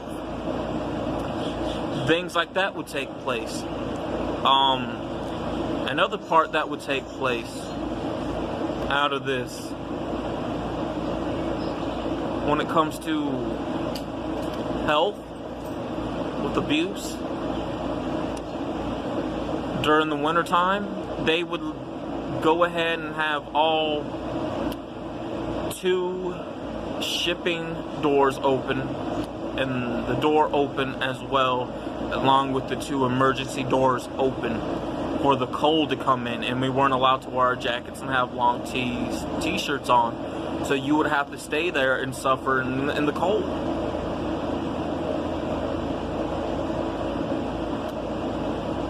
From there, this is where we get into the TRC so-called college. It's not a college, it's a place to really teach you how to live on your own, but what are they really teaching? That's the thing. The same type of bullshit would take place at that kind of facility. I would go on to experience that myself for 6 months. Nothing really is being taught, is shit that you already know. Knowing how to shave, I already know how to do that. Laundry, I already know how to do that. Cleaning, again, those are things that you're gonna know how to do. There may be different jobs that they give you, but it really depends on what it is, and mine was work. You know, the same type of shit that I was doing at the plant, the same shit I was doing at this facility, but we were taking apart VHS tapes, lotion bottles, things out of that nature. The same type of drama which would go on. People snitching, you had gossip, you had the supervisors again with the teachers. If there's a student just doing well, we don't like that. You would have those that would set you up to get in trouble. You know, that would happen, that would take place. During the end of your 6 months, you'll be waiting again for another 6 months to go back to finish up your second part. After the process of that, I know people that did, you know, finish the programming there, but they were given false hope and false promises, talking about they'll get a job once they finish. Those that finish the program, they're still waiting till this day to try to even get a job. Yeah. Your case manager, your caseworker, they're not the one that they're... Okay. From the program that you go to the facility, to the plant before that, in between there, you get this false hope about your case manager, your caseworker saying, hey, I'm going to look for you a job. Again, I wish there were a couple of people that I do know, that I do speak to every now and then that were here, because they can tell you from personal experience themselves about the shit that I'm talking about, and they went through their own abuse during this, as well as giving this false hope and promise. Again, just, I'm going to look for a job for you. No, because the truth is, they're not looking for a job for you. Even though you're out there yourself looking, they're supposed to help you and they ain't. So a lot of people had to leave and go outside and say, you know what, I don't need this because I see what this is doing to me. It ain't doing much. There's a breaking point for everyone. And because of that breaking point,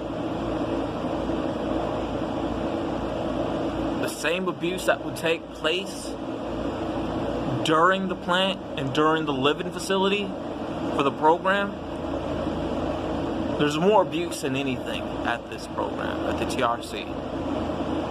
There's only so much a person can take. And let me tell you something. When I was at the plant before I got transferred to the facility, I snapped. I'm not the type to take shit from anybody. They didn't like that. Let me tell you something. I called out the snitch.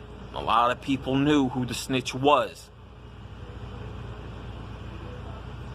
I even let it be known to the supervisor. You playing blind to this fact. You have to stop it. You have to stop it. Soon enough, yeah, I clocked out. I went home. A couple of the people there that been through that, they clapped for me.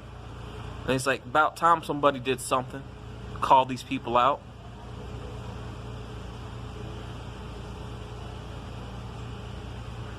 Next day, went in for a meeting about what happened.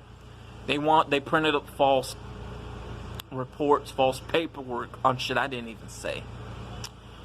About a couple months later, somebody from the plant who did work there came by the house, and he's like, yeah, a lot of stuff that takes place behind those doors, he is telling the truth about, and he shared his personal experience with my parents.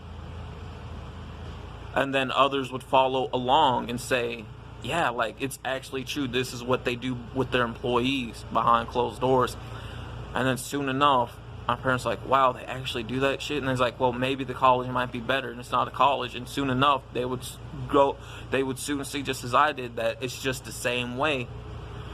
Because of that, there are people out there, again, till this day, that are struggling for work, that were given this false hope from these programs, from the TRC, and because of the shit that happened to them, the same thing that's happened to me, you get a sense of PTSD of some sort, to where you don't want to work into a factory. You don't really want to be around a lot of people working like that, because you don't know what somebody's motives are, who may want to get you in trouble. And there's a lot of things that you don't want to go back towards. And because of that, again, when you take somebody in my state, or I want to say, not state, somebody in my predicament that went through, again, the videos I'm about to name to wrap this up, so I don't want to make it too much longer. There's going to be certain videos I'm going to link down in the description below for this video that all adds up to where I am now. One, being promised a fake diploma. Me end up getting a fake diploma when I finished high school. Two, my point of view on where I stand now with that fake diploma and the so-called shit that was given to me. Three, the trust and money in-depth interview from those that take advantage of those with any type of disabilities, and especially with parents that become these people's overseers, who steal money from their own on disability, and who make them suffer and put them through abuse. You guys will also be able to hear all three of those stories that lead up to this one right here, which the worst program, TRC, and it's something I don't recommend, because if you're a parent and you're thinking about sending your kid to this program because of the stuff that these people were trained to say, it's false promises and it's false hope, and your child is going to suffer if you do that to them and put them through this program. It really is. It is something I do not recommend at all, because what it's going to do to them later on is going to mess up the work experience for them. And then guarantee me, there are a lot of people out there like me, like this, to where after about 10 years, they feel like the best place for them is being in jail or out in the streets. I have these kind of talks with my mother at times, and I tell her sometimes I think it was better off for me just being in jail. At least there's people like me there that I can relate to, or living in the streets.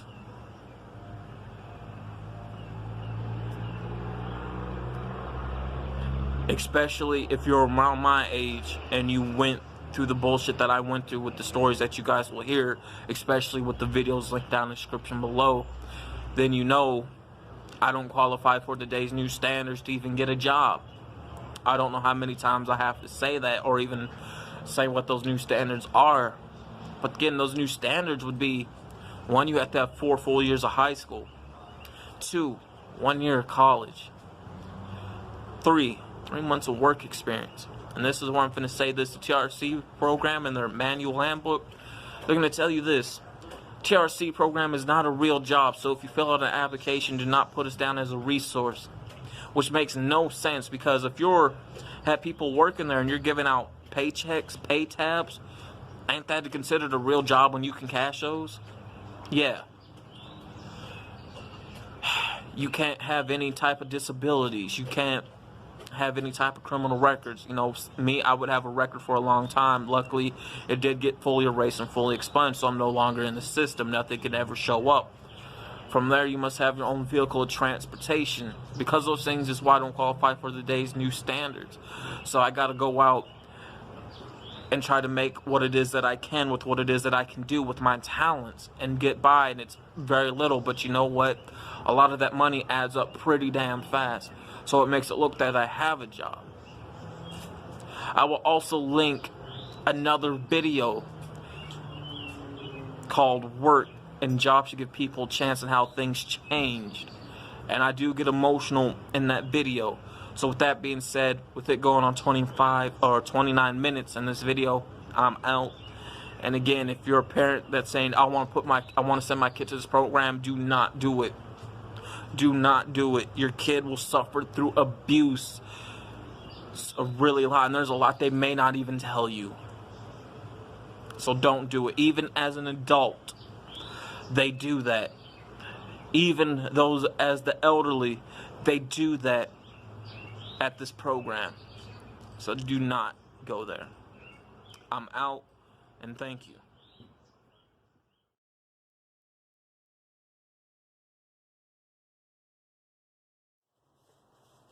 Okay, so I know I said that the video that I posted underneath this one in the beginning, I said it was going to be my last video.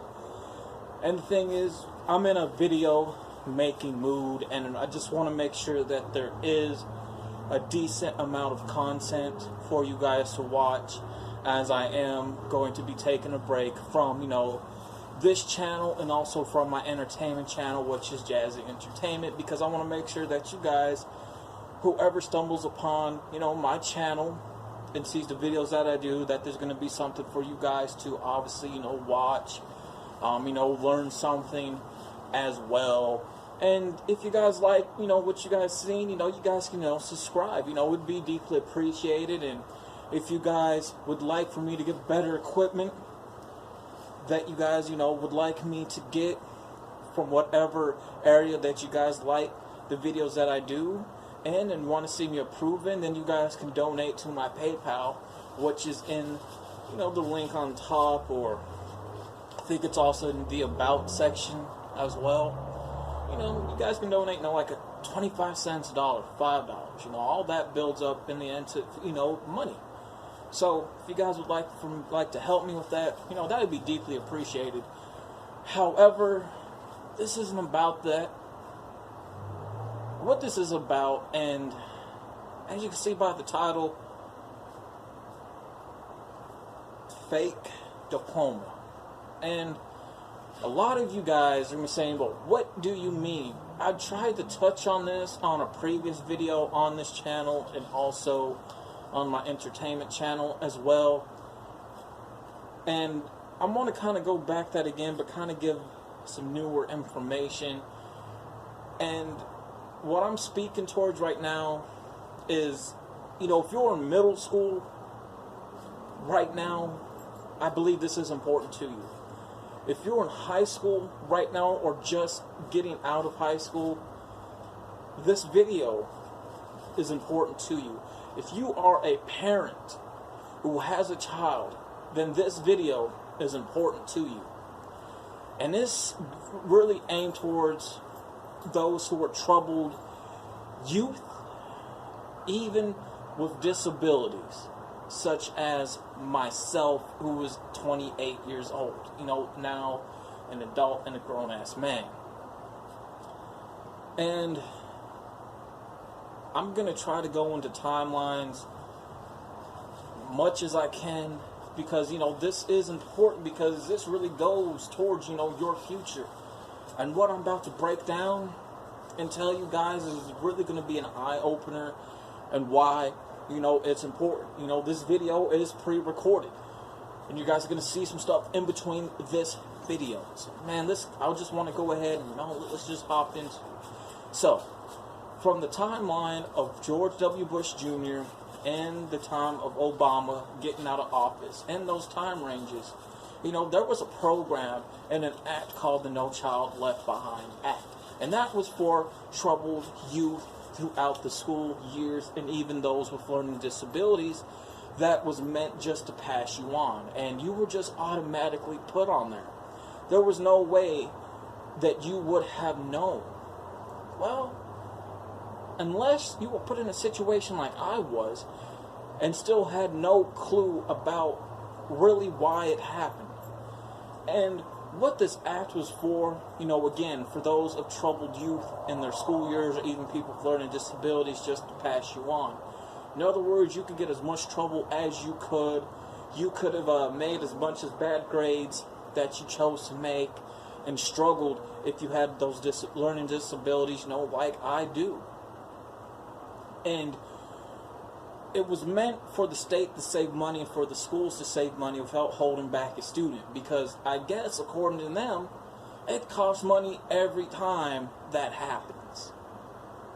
And they're losing money because of it. Where the fuck are you losing money at?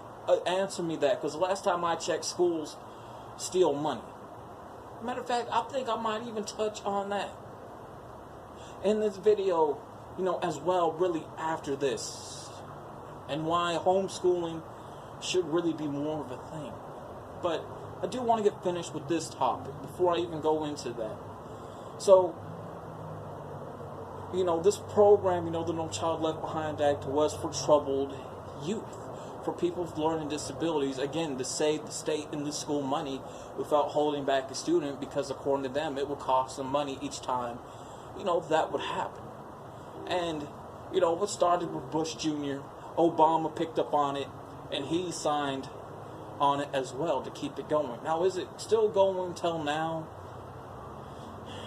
I'm not quite too certain. You know, I couldn't really find much. I couldn't find much information online until I asked somebody who has a child with disabilities, who, you know, born a crack baby, somebody who is autistic. And I remember about, I don't want to say 6 or 5 years ago, but it's in that time range. Matter of fact, it's probably a bit longer than that. Not too much longer, but just a bit longer. And I even heard about this myself, where they got rid of the special education classes to save money. And I guess this past summer, they actually started putting those back in schools. And that really raises a question: is the No Child Left Behind Act still in act with that now going back? If that's the case, then I believe it is, and no one really quite knows for certain, because they're not going to release that to you. And how I found out was through a phone call over, you know, early this year, to be exact, by the State School Board of Education. Now, was that No Child Left Behind Act stopped after they got rid of those special education classes? I'm going to have to say no. Matter of fact, I think it's still going. Because if you really look at it, a lot of them kids had trouble in them normal classes, man. But yet they were still being passed by. Which goes to show me, yeah, it was still in effect. Even with some of the troubled youth. And the good majority of them, you know where they found themselves at, man? Locked up. Doing some time. And going into that, I say this, where we get into the fake diploma thing at. I got to skip a grade when I was in high school. Now, I just want to say this for the people that are viewing, for people that may say, well, were you troubled youth? I got a few bit of things here and there in school, but not so much. Matter of fact, believe it or not, I was a straight A student. I made the honor roll each time. Now, I know a lot of people, well, prove it, prove it. The truth is, I can't prove that to you. I can't. And the reason for that, I actually tried looking for those certificates. Thing is, my mother threw them out. She kept the bad shit. She kept her brother's honor rolls, his report cards. You know, even my older sister's stuff. But mine's, hell, heaven forbid, I don't even know the words to put it. She threw them out. Why keep the bad shit and throw away the good shit that would make you as a proud parent? It makes no sense to me at all. You know, my mother has some issues. So no, I can't prove it to you guys. You know, you guys can believe me or not, I don't care, but you know, that's what happened. You know, she threw those certificates and those good report cards out to show that I was a decent student. I was a good actual student. I didn't make the honor roll a lot, making about straight A's, passing as much as I could, even though I had struggling issues in school with the learning disabilities, math, reading, writing. You know, I had them. Yeah, over the time, they got a bit better. But you know what? She decided to keep my sister's, her brother's stuff. That was good. But mine's, last time I remember seeing was several years ago. And then she was trying to straighten up her room, clean, and threw away a lot of stuff. Oh, I seen what she threw out. She threw out those certificates and my report cards because the issues and the things that led to everything. After that, what you know, you guys can actually find in this video called Trust and Money. If you guys want to get a good idea and a good picture in that interview that I did, that picture in that video that I did. Yeah, so she threw out my good shit. Because a few, you know, I guess as my early adult, you know, I started really getting into some shit. But that's just a little bit of stuff that is important detail, you know, to this story. So no, I cannot prove to you guys, those that will be asking in the comment section, will prove to us that you were a straight student. I can't. She threw them out. She wanted really nothing of good of things that I did accomplish in school. She threw them out. Yeah. Again, my mother has some issues. Well, you know, I got to skip the 11th grade. One, because of my age, you know, I would have been 19 years old when I would have got out of high school, and I was always the oldest and the biggest in a lot of my classes amongst my peers because, yeah, I think I was held back in the first grade, if I do remember correctly. You gotta remember, I'm 28 now. I was born 1990, early 90s, to be exact. So, because of that, going into it, I also had to be tested, you know, to see where my intelligence, how intelligent it was. You know, I'm really intelligent. I'm really actually smart. My IQ test can't show that. Matter of fact, they're low because they want to set you in the lowest standard in society. And I believe that now. I actually believe, you know, for certain people, you are set up to fail. You know, they're setting you up. The system is. Even though I'm really intelligent, and the reason why a lot of it shows low, because again, I had a hard time reading, spelling in school, even with math. So once I found out I got to skip, I made a deal that turned out to be bullshit with my caseworker in school. Yeah, my caseworker in school, he said to me, hey, if you don't want to graduate with a special ed diploma, which is a fake diploma, by the way, and I was always told that throughout so many years, I just didn't believe it until this year. And I had to find out in a way I just wish I didn't have to find out, but I'm glad I found out because it really opened my eyes. But my caseworker made a deal, and I made the deal. He's like, you know what? If you make an A, you don't have to make an A+. If you make an A in a regular math class with math lessons that, be honest, we're all not going to use anyways in life, you know, that shit, we'll make sure you get a real regular diploma, which would have been with the regular black and white seal. And as much as I struggled, and let me tell you something, man, I really had a difficult time in that class, but you know what? I did it, and I wish I still had that report card to show, you know, the end results that I actually made an A+ in that math class, more better than just about anybody in that class. Matter of fact, I wish my best friend was here because he's seen me struggle. We had that same class together, but you know what? He's seen that I succeeded. But the thing is, again, my mother threw out all the good shit that I did accomplish in my life. She did. Again, she has issues.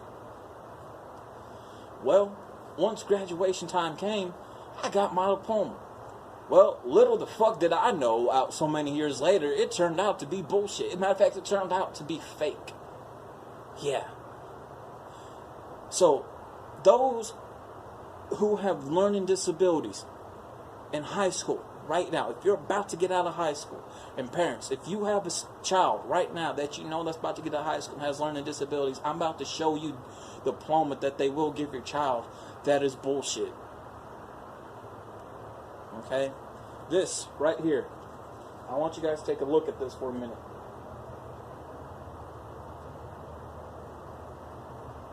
This is bullshit.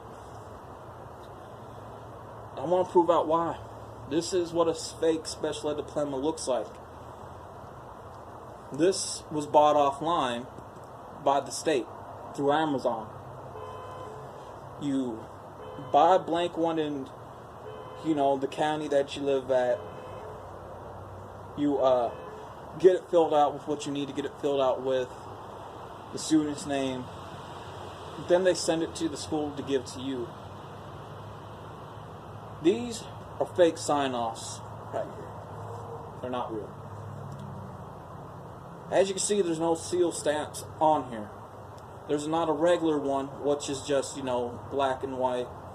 There's no honor one, which is the silver seal. And there's no high honor seal roll of improvement, which is the golden one. And sometimes you get all three, maybe two of them.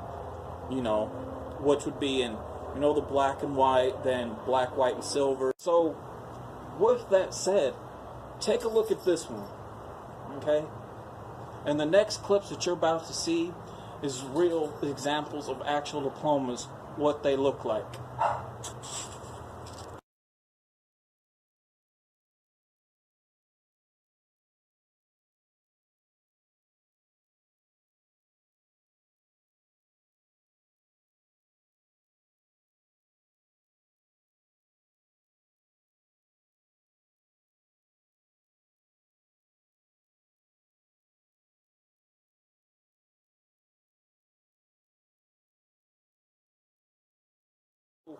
Right there, what you guys seen were examples of real diplomas and exactly what it was that I was talking about. So, with that being said, again, here's a look at an actual fake one. Well, how did I know this? Well, easy. Again, I got the phone call earlier this year from the State Board of School of Education. And what it was, I tried filling out an application just to see if I could get a job. And when I got the call, I can't remember everything that was exactly said, but I know specific things that do stick out to me, and one of them was, you're in the system as a dropout. Huh? A dropout? Yeah, you were on the No Child Left Behind Act. I went for 3 years, but I got skipped up to grade, and I did explain to them. I got a diploma. Well, what they gave you was a fake diploma. That's not real. That right there pissed me off. And what would go in now to what's now is going to be required, there's actually new regulations now that are required for people now to get a job. And the thing is, I don't meet none of these requirements. I'm sorry. That's just how it goes. One of the requirements is this. You must now have full 4 years of high school. You must have a full year of college, which means you have to have college class going on for those years, so on of what you're studying, what you're going for. Going on from that, you also must not have a criminal record. You must also have good credit now going in. You must not have no types of disabilities, and you must now have your own vehicle of transportation. Well, that sucks for me because I had 3 years of high school. I'm a dropout. I have no college experience behind me. I have no work experience, and that's one thing I did forget you must have 6 months of working experience. I don't have 6 months of working experience. I don't. I honestly, I never had a fucking job before in my life. At all. Going in on that, I have tons of criminal records, man, because a lot of that shit really didn't come until after high school for me. Going in, I have no good credit. I got bad credit, like you couldn't believe. Also, well, I have no vehicle transportation at all. Why is that? I can't get a license here in the state that I stay in. Why? Because I'm on SSI. SSI puts a block on you not to get a job now. Puts a block on you by the state, and you do have to ask, and I wish I had those papers to prove this. You know, when I first registered for that, I had to sign away some rights 3 different times, which were the same rights. And one of those were, do you agree and to sign away your rights of not getting a license while being on SSI? And I had to do it. One was with me and my mother's signature. Then the 2 were just my signatures alone. Then every year, once we go to these, meetings at the Human Services Office or updates, they still ask, do you agree not to get a license still in order to get paid? And then I have to say yes, because if I say no, they're going to cut me off. And they're going to do what they do to a lot of people that a lot of people don't tell you about. When they do cut you off, we'll send you a letter in the mail saying this is how much you need to pay us back, or we'll take you to court and sue. Believe it or not, that's what happens. So because of that, I'm blocked from ever getting a driver's license. I can't. I'm denied because of that. Also which also weighs in with why I can't get a job. And plus the things that I did explain previously, and that really fucks with people now, man. It really does. If somebody says otherwise, then they're lying. They haven't went through it, and they're just bullshit because they want to play blind to the fact. So, man, if I have some words, man, for advice for anybody now to wrap this up. If you're a person that is struggling through school with disabilities like I did, and you're doing your best and you're trying to make the best possible grades possible, I recommend that you keep on, man, and you keep on doing that. You try your very hardest. And if they say to you, hey, if you do this to get this grade, we'll give you a regular diploma. Matter of fact, say no. Turn it down, because you've seen what happened to me. You've seen in this video the shit that it ended up causing for me and why I can't get a job. Push as hard as you can. On top of that, focus and keep pushing on what it is that you want to do in life. Go to school for it. As you're getting out of school, when you do get that regular diploma, when you say no with that regular black and white seal, hell, even that silver or golden seal, or even all 3, that's going to look good for you. It's going to look good on that resume, even when you show it to them. Right? Get a job after school. Also, put away money for you to go back to school onto some online classes for 4 months. Matter of fact, try to do different trades. Well, there ain't no such thing as trades anymore, programs like that. That's really false. But, study 2 different things, man, because you're going to get those actual real college diplomas. If you can go to a local one or even an online class for 4 months, do that. Even if you want to take a year class throughout college or 2 years, do that, because that's going to look good. You're going to get those seals of approvals. You're going to get those real diplomas, man. You really are. You're going to get those. On top of that, work. Get a job, because those diplomas that you're going to get, that real one from high school, those ones that you're going to earn throughout maybe a year of college, even some online classes, that's going to help you. Also, do not sign up for disability, because that's not going to do nothing for you but fuck you up in life, man. That's the best way I can put it, because that's what's going to happen. And it's going to put a big block on what you're trying to do when trying to get a job to support yourself. So don't do it. Don't. Just keep pushing forward what you're doing with the advice that I'm giving you. On top of that, study. Study for your test, get a car, put away money for a car. And in 5 years, you may not get the job that you went to school for, but you'll at least be able to get a job. And people that do complain about their jobs, I wish they wouldn't, because there's a lot of people like me where I'm at in my case, that wish we could get a job. Because anything that we could get that you don't want, we'd be happy. And if I could go back and tell my younger self that, well, exactly what I'm telling whoever's watching this video, that's the thing I would tell my younger self. Because this one thing I would say, hey, when you're asked, do you want to go back to live with your parents? Say no, because they ain't going to do nothing for you. And shit that I went through with them. On top of that, just do as best as you can. Still study hard in school, even if you do have learning disabilities. Also, when they come and ask you, hey, we'll make a deal with you. If you make an A in this math class, we'll give you a regular diploma.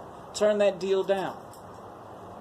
Because once you do get that A, you're going to get not just that regular seal of approval, but you're also going to get the silver stamp and the gold stamp on it. Because one of my goals were, I wanted to be a baseball player. But you know what? I messed it up by falling into the street life. That's exactly what I would tell my younger self. Stay away from a lot of people, man. Because that street shit, it's all a dream. Also, don't really go into music, because yes, I am in music, but music in itself is just bullshit. It's all an hallucination. I would also tell my younger self, hey man, go to college. As you're doing it, get a job in between, so you can support, that 2, maybe year college class, whatever it is that you want to do. Matter of fact, try to get yourself into a scholarship in baseball, man. Try to get yourself in a scholarship in baseball. Work as hard as you can to do that. Also, don't sign up for disability, because that's going to really mess you up more, along with getting this fake diploma that I got in life. Also, go for your license. Get your car. Once you get enough money throughout your job and you finishing up whatever course you're going through in college, while trying to get that, baseball scholarship, or trying to get into baseball, even if you don't, at least you're going to be making something of yourself. At least you're going to be making a living. Once you hit the age of 21 and 22, move. Just get out on your own. Because I guarantee you, within the next 5 years, going almost past a decade, once you look back, you're like, you know what? I did good for myself. And that's what I would tell my younger self, man. And what I'm telling a lot of people right now who are going through this, even those that are watching this, that even too late for you, that you're in the predicament that I am, in the space that I'm in, and you know how hard it is, and you're trying to fight to get a job because of whatever situation that you're in, even if you're in his minds, this is why.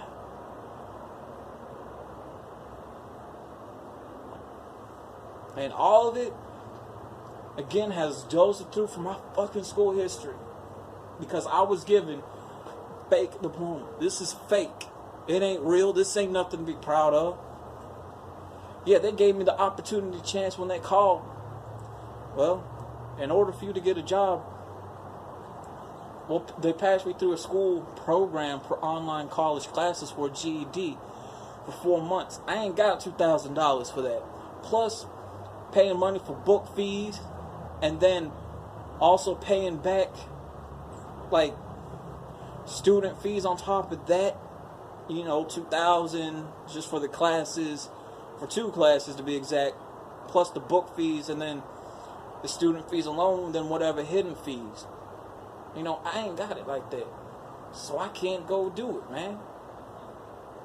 I got no income coming in. And the thing is, I chose the path where I'm at. Why? Because at times, yeah, I used to be a delinquent. Not so heavy in it, but enough to where, you know what, the littlest shit really weighs on you more than the bigger stuff. Even in my younger, stupid adult years. So, hey, I gotta make the best of it. I still gotta go out here and do whatever it is I can just to get by. Why?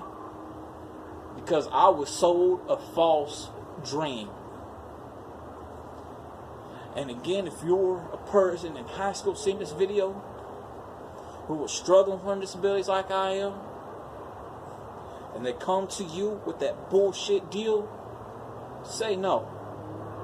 If you're a parent and you have a child with learning disabilities and you're seeing this video, please take caution, because you need to look into somehow, some way to get a hold of the state that has your records, the school education in their system, and say, I need to know if my child's on the No Child Left Behind Act, because you're really going to have to be there next, if they are, which they pretty much are, to help plan out their future and to make sure they get a real diploma and not something like this. Because if you end up getting something like this, you need to start taking action and precaution right then and there and saying, you know what, I need to figure out what I can do for you now, because right now what's about to come next is about to be a whole bunch of bull for you later on down the line. So I'm going to see what I can do by helping try to get a job, put away some money, and put you through online classes so you can get something real. And, you know, that is really the best advice that I can give, you know, in my story, because to me this is important. And there are times when I do think about this, you know, what pisses me off, especially in the predicament, you know, that I was set through when money was coming in. And again, if you guys want to know more about that situation, I'm going to link it in this video. It's called Trust and Money, and it's about almost a 2-hour-long video. But you know what? That video is really important for you guys to look at, listen to, and it also shows a bit of evidence what I'm talking about in that video as well. And believe it or not, I'm worth more money alive than I am dead. I'm only worth $500 when I'm gone. That's it. So yeah, I hope you guys really learned something about this video, and just keep pushing. Again, take the advice that I gave, man. Just keep going for it, man. So peace, and I'm out.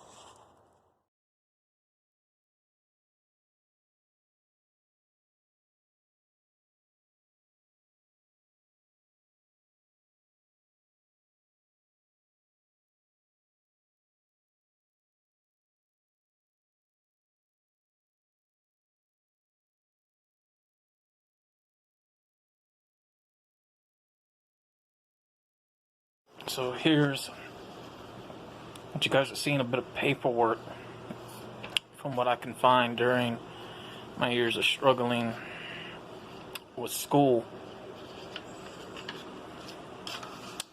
Now, of course, this is a video that will be redone.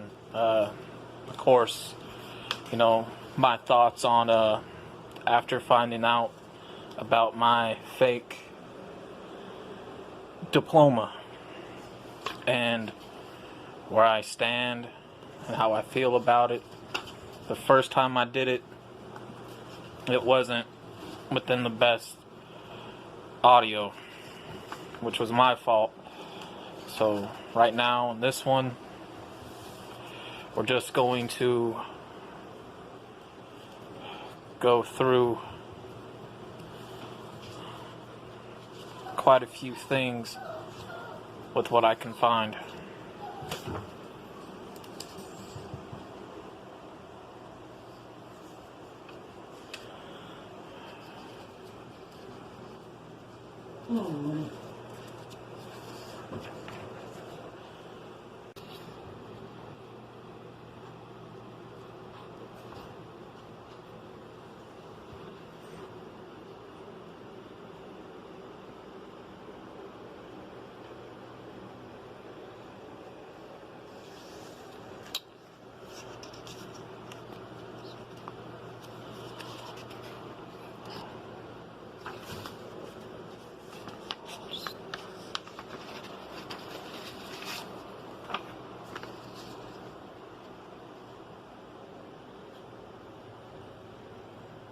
This is something that I was telling you guys, you know, does the hard work I did even matter?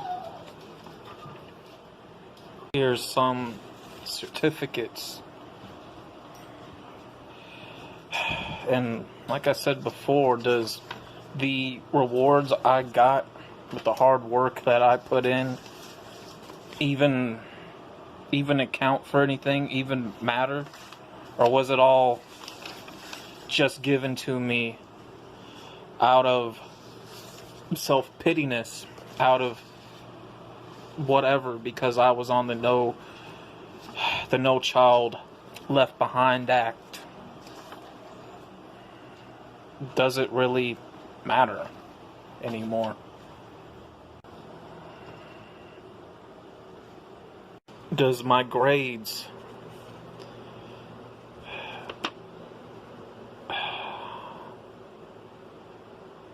even matter?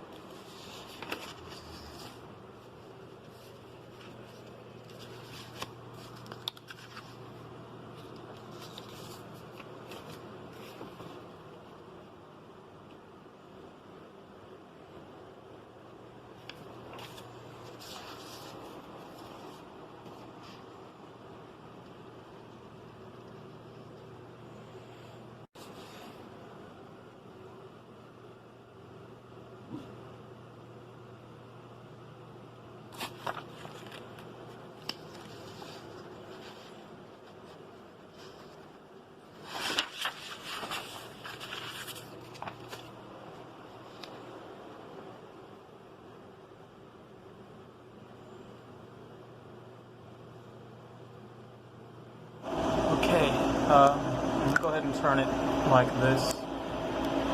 Boom. Maybe that might be a bit more better.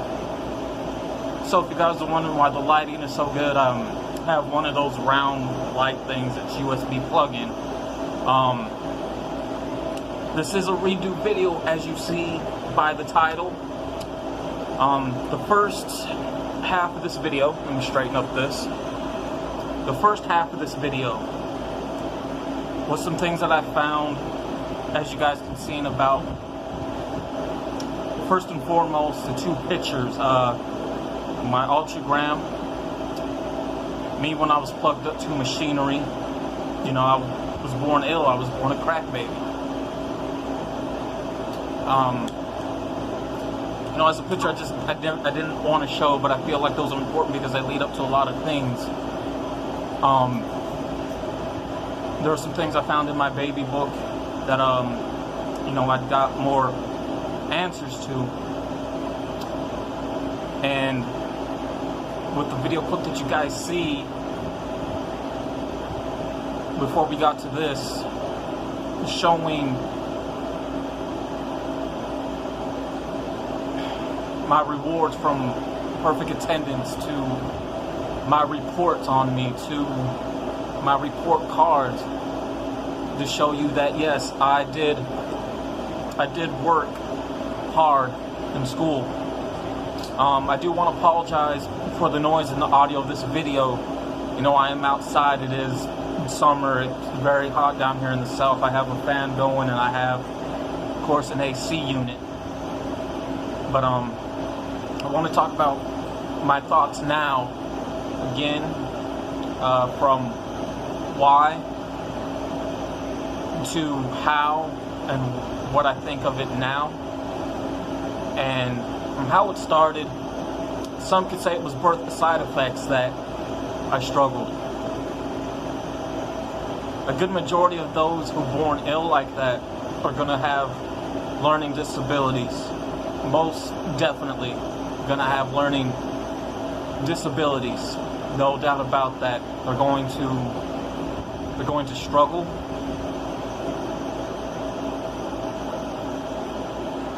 Over time, the skills will get better. You know, I've done a video on understanding those with special needs and disabilities. I'm not going to say I'm going to link any video down in this description below, because I know I'm probably going to forget. But if I'm going to remember 2 videos, it's definitely going to be the fake diploma video, because it goes in more depth on how I found out about that, and then also understanding people with special needs as well. So you guys need an understanding, because that goes in depth.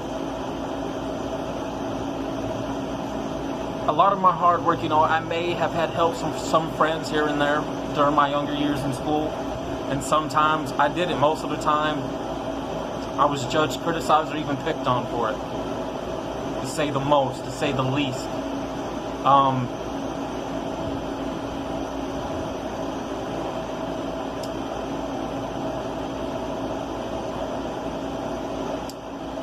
I guess around the 12 years to the decade between Bush Jr. and the decade of 12 years with Obama, there was a No Child Left Behind Act. And anybody who was put on that No Child Left Behind Act, you fit into the categories of having a poor background. You know, there were times where I couldn't afford, or we couldn't afford to really send me to school. I got in a bit of trouble here and there, yes, so I am considered troubled youth at that time, and even considered retardation by the state because of learning disabilities. It was a program just to pass those on through the cracks. In other words, you could have made bad grades, or you could have chosen not to go to school every day and still would have passed on to the next grade, till it was time for you to walk. It was also a program made to save the state money, so when a child fails a grade or has to repeat or meets those categories, it costs the state and the school money. I don't know how true that is. I couldn't tell you. I don't know. I repeated a grade, yes. I can't remember. I think it was first grade.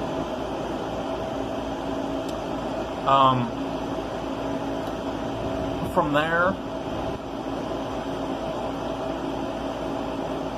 we get into where I chose to have some education, where I chose to have knowledge once in my life.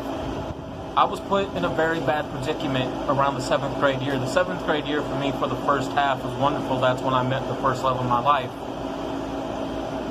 That should be a story within its own one day, because it is a very sad, tragic love story, especially how it ended and where they're at and I'm at today. I was put in a class that they said that your parents signed you guys up for. That was a lie. There was a class for troubled youth. There was a class for those with learning disabilities. Mainly, they made it look like a juvenile holding center. It was in middle school. It was part of Whitthorne, part of the abandoned building area where there was hardly nobody there. Really, really empty, really, really abandoned. It took me a year to get out. And from that year when I got out, and, you know, I didn't do it for myself. I did it for the person who I wanted to see again. But again, that's a story for another time. Ended up getting other knowledge. Took tests to show that, hey, I got out of there because I'm smart. I'm intelligent, don't get me wrong. My intelligence goes to a university level. From there, we go on to high school. High school would be bullshit. There were some fun times, but there was a lot of bullshit times. By the time I got to walk through something I thought that was a real moment, but then after what? Say I walked, 2010, now 2019, about to be 2020. That's about 12 years right there at the most. Going into about a year ago, I would get a phone call from the board of the school state of education saying, have you ever recommended going back to school? We see that you're labeled as a dropout. Again, to know more about that within depth and in detail, I'm going to be linking down the fake diploma video. Put my glasses back on still. On an intermission right now. Alright. But, again, to know more about that, I'll be linking it. You know, when I found out, you know, it pissed me off because come to find out, there's a lot more people like me out there like that, and it's very, very, very hard to take. It is. It's not the easiest thing in the world to find out that. It's not. Because of that,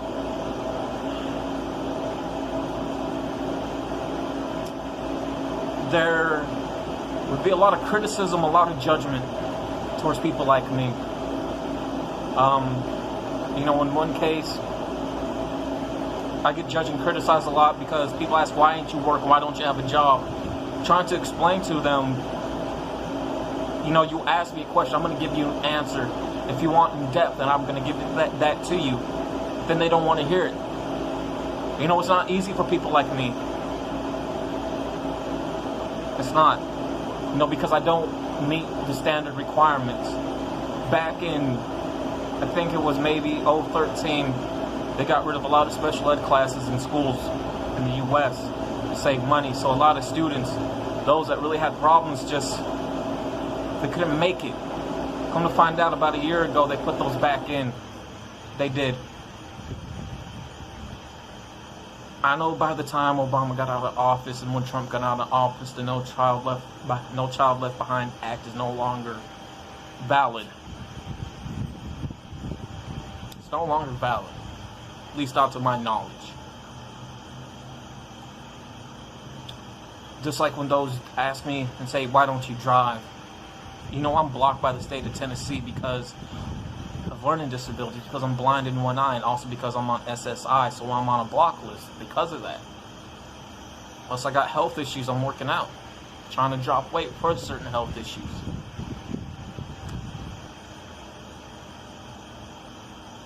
To meet the requirements for today's standards, it has changed. You must now have full 4 years of high school. I only had 3. You must have a year of college. I never went to college. You must have 6 months of working experience. I never worked at a job. The only job I had was at the TRC plant. But that was a job for people with disabilities, even though they gave out pay tabs. You must now have a vehicle of transportation. I do not have that. You must have good credit. I do not have good credit. You must now have a clear record, which I do have now. No, then I didn't. So I asked myself, was all the hard work that I did with the awards I got, was that because, okay, we need to give this to them because, according to the state, I'm retarded? I was on the No Child Left Behind Act. Did they give it to me out of those reasons, out of pittiness? Or was it really hard work? To tell you the truth, it was out of pittiness. It was because, oh, this poor kid, he has learning disabilities, he's retarded, just give it to him, make him feel special. So the moments that were rewarded was what I could find, even though I knew there's a lot more somewhere, probably still hidden in what I found today, was given to me out of pittiness. And I struggled. Some people who still consider me a friend today, even though we don't talk, and vouch for that. Especially, I even talk about the deal I had to take in order to receive a regular diploma that would have had the black and white seal, the regular seal. You know, I struggled in math class. I even talk about that again in that fake diploma video. I do. You know, there's a lot there.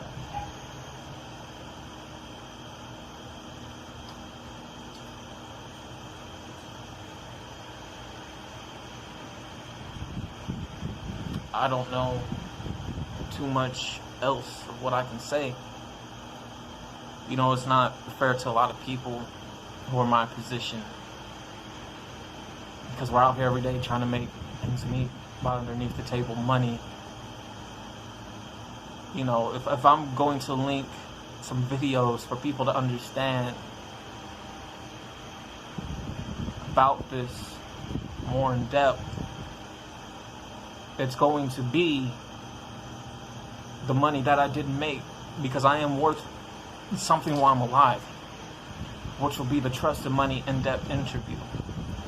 To learn more of how I received that fake diploma, it's going to be the fake diploma video. It all adds back up into this video right here.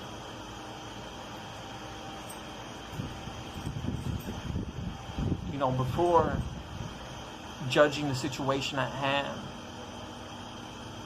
it is best to understand what and why that person are the way that they are.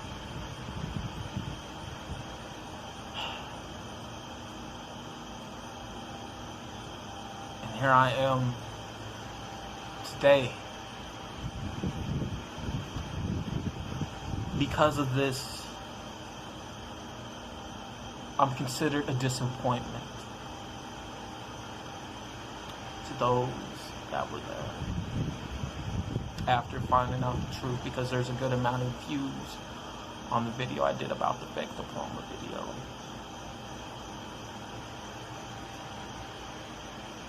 You know, I remember when I tried to go for my permit, when I took the test, the lady at the DMV behind the desk judged me and criticized me for having these learning disabilities. I studied that test so hard and I memorized each and everything. I got 5 right, then after 5 they cut me off and say, well, you only got 1 right.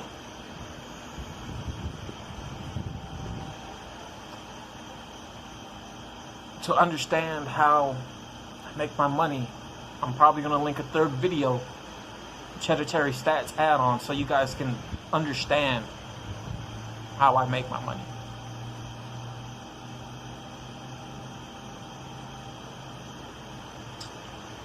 Where I'm at now with it, yeah, there's those phone calls that I get. Have you considered going back to school? You talk to them, but then they bust you with this huge ass price, because now it costs thousands of dollars just to get your GED for 4 months. The conversation I remember having the first time when finding out everything that you guys will hear about in the fake diploma video. Yeah, this first class is going to be a trial class, 2 weeks free. The second class for the next months, $1,000. Well, my student rate for what I would qualify for to help me with the stuff I needed to get or would get, $25,000. Saying, okay, you will need books, and it has to be took out of that. You'll need a certain computer, that will be taken out of that. So you're looking at the end when you're done. You're not only are you paying $1,000, but you're going to be paying tax, which is around $15,000. You're going to be paying the money that you took out, or that $25,000 out of your student loan for books and a certain computer to do the schooling with, to pay back. And then you're going to be looking at the student fee as well on top of that, plus interest and whatever the hidden fees are.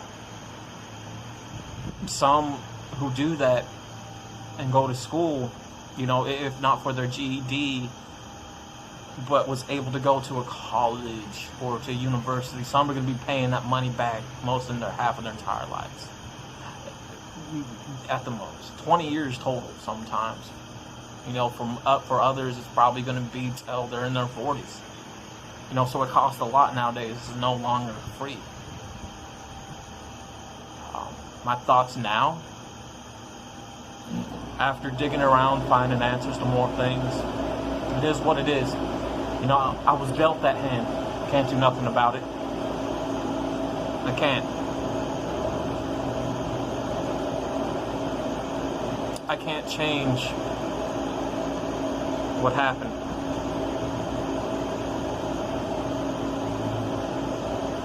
The best I can do now,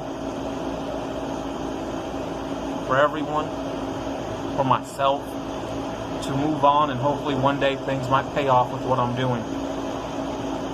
But I doubt it. To those that will see this video, I'm sorry.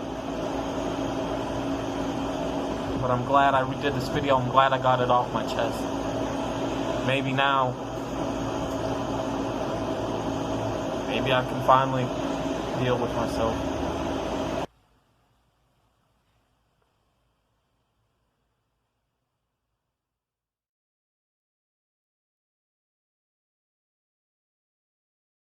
Going to be seeing 2 different angle shots. This is going to be really new editing to me, something that I decided to do.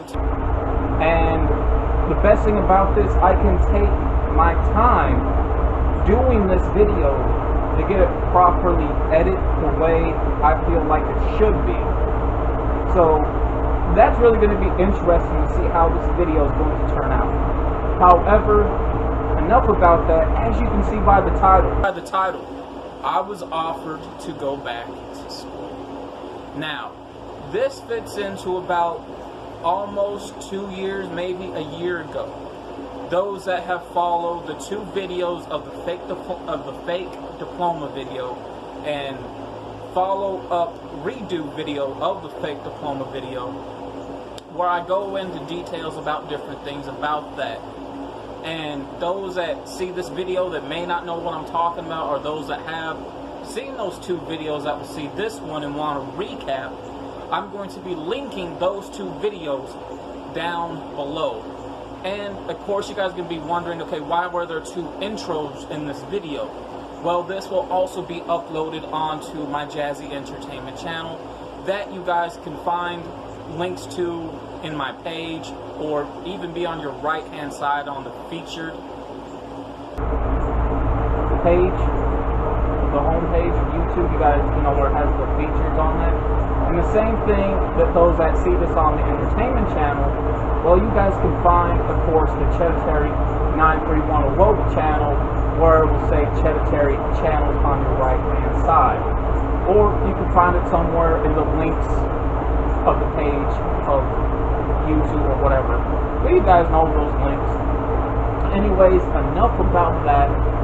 Let's go ahead and let me get on to this video. So, about 2 years, maybe a year ago, and for those that don't believe me, at the end of this video, there will be screenshots of me being accepted in for a full month, for a full 4 months of schooling. And it will be at a university. The university is called Ashford University. Now, I didn't do much research on this place, honestly, or really care to look much up about it, which I really should have done. But, you know, some schools offer those that have never completed high school, who never got a real diploma, or those that ended up getting a fake diploma through high school. You know, some of them offer those 4-month university or college courses so you can get a GED. Some offer those full 4, 5, 8 years of schooling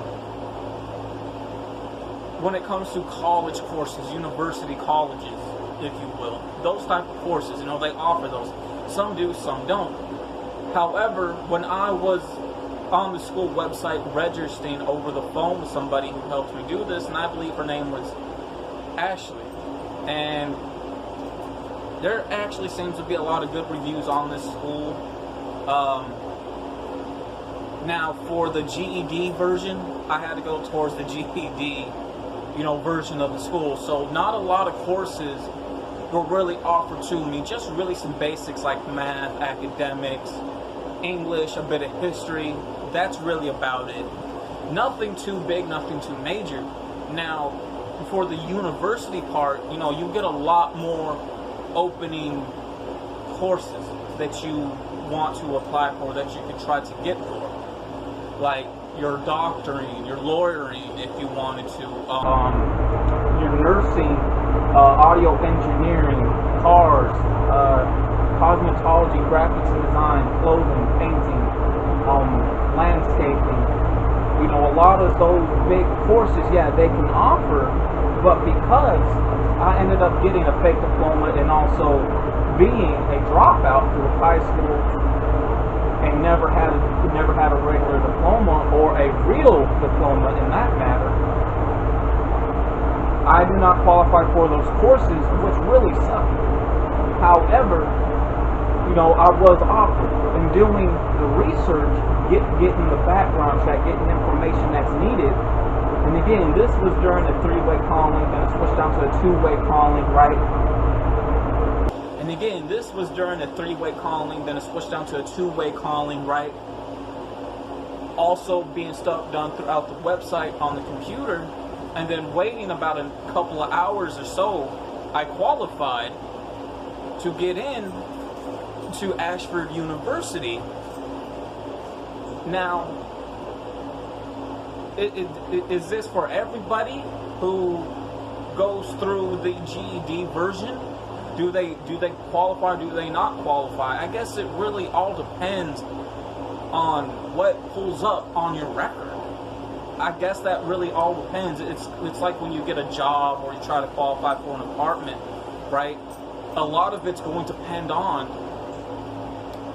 your record, on your background. Now, you know, a lot of that's going to depend on that, if not more so on anything else. So I would imagine the same thing applies when it comes to applying for university to the GED, right? Course. Now, there was a GED course here in Columbia, a class over at I can't think of the name, but a lot of people used to go to it back in the day. It used to be an old basketball bunker stadium. I think it was called the Rec. Don't know if they still do that there. I really don't believe it's around anymore, at least the Rec part of it, especially when applying for the jobbing part towards another building. They actually got rid of that, for those that are wondering. I went to that and tried to go to that maybe several years more so back. The schooling for regular GED, which was for free, which was no more than about, I think, 10 students a night, that's not even really around anymore, which really sucks, because I would have preferred to went to that. However, with me being accepted to Ashford University just for 4 months to get a GED, that's really cool. Now, during this, I would also qualify for a $25,000 student loan. That's, you know, student loan, student fees, you know, which would have went towards buying books. I would have had to update my computer for these courses, obviously. And also, it would also go into, honestly, paying. And maybe I'm wrong about this part. I don't know if it's going to be able to do it, but I'm thinking, okay, take a bit of that money from that $25,000, put it towards paying off my second course of my class. I don't know. But, you know, going into this, I don't believe it would be able to let me do that, because, you know, the downside of this, the fall of this, why I just didn't go, why I didn't accept it fully, why I decided to wait on it, it's because of money. It is because of the funding, you know. And here's the thing, like, I would like to go get my GED, but, you know, nowadays, you know, it costs money. It does cost money to go back to school. And with this in particular, with my case, right? Okay, you're looking at the first class for 2 weeks, which is a free trial class. A free trial class would be no more than probably around, what, $120, right? Alright, that's no big deal. The second class would be the remainder of the 4 months. Now, the woman said it would probably be, for me, after fully talking and everything, probably around $1,000. Well, $1,000 is a lot of money. It may not be to regular standards, but to people like me, it is a lot of money.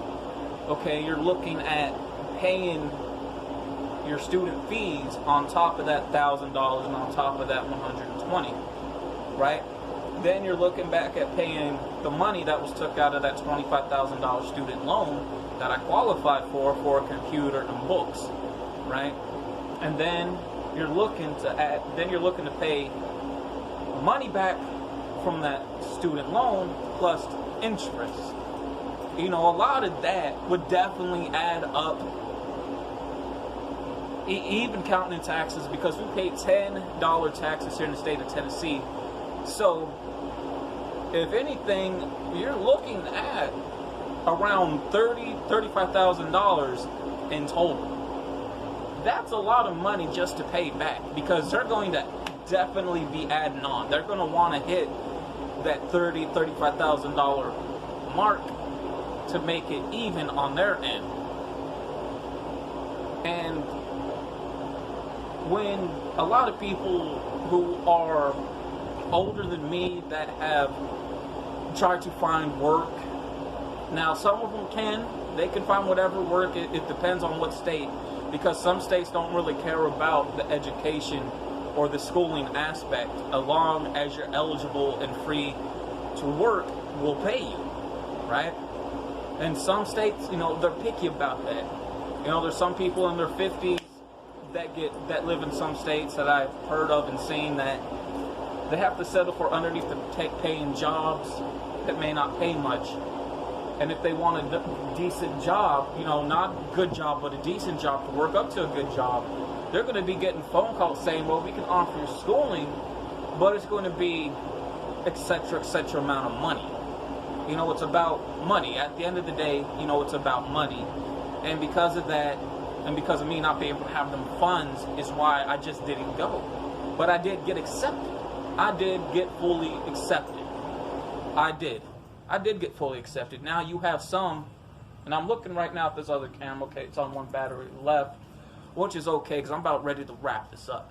And you have some schools, some college courses like Columbia State that offer to pay them students to go take their programs because they know their school isn't the best. They know their programs are going to suck. You know, I know 2 people, actually 3 people in my life that have went to C-State, and even they said, yeah, they pay you to go. Now, throughout that, yes, you're going to be paying back that money they pay you. It's real. You know, when you go to a college that pays you, you're going to pay back that payment. This ain't a student loan. This is them paying you. You're going to be paying that back however much that you use throughout your different, however many years, about different courses that you choose to be in. Now, would I have went? Yeah, but I want to go somewhere that's going to lead me to something. Now, their art college class part of it, to me, that's not even really there, honestly, because, you know, when I talk about this, I think in the video called Why I Quit Art, because taking a course throughout that, and then after it trying to get a job, you pretty much sold yourself out. You sold your work to somebody else that now has claim over that, not you. That's very realistic. Yes, you have the audio engineering, but that's very, very short. You know, they're going to be teaching you things that you're not going to be using at all. So you have that. You know, we're supposed to be known as the artist district, and I may do a video about why that's a complete and utter lie. Because we're not the artist district, and that will take a lot of time to break down and describe. But, you know, yes, I was accepted into this university for 4 months on the GED side. Now, this wouldn't be the first time I would so-called go to college. Matter of fact, the college that I went to wasn't a college. It was a place of a living facility for people with special needs to teach you how to live on your own. That's all it really, really was. They called it a college, but it wasn't. It was a place for people with disabilities, people that couldn't read or write good, people that were slow, to teach you how to live on your own. So I was in a living facility for 6 months like that. But to wrap it up here, the next things that you guys are going to see is most definitely the screenshots of me being accepted into Ashford University. And I hope you guys like this kind of different editing of style, different angle shots from front and from the side. But, you know, the real reason why is because, you know, money was an issue And, you know, I'm working myself harder to get where I'm being at. Those that have seen ChEDDErTarY stats, this is what I do video, you know, to earn money. But with that being said, I'm out, and I hope you guys enjoyed this video. Peace.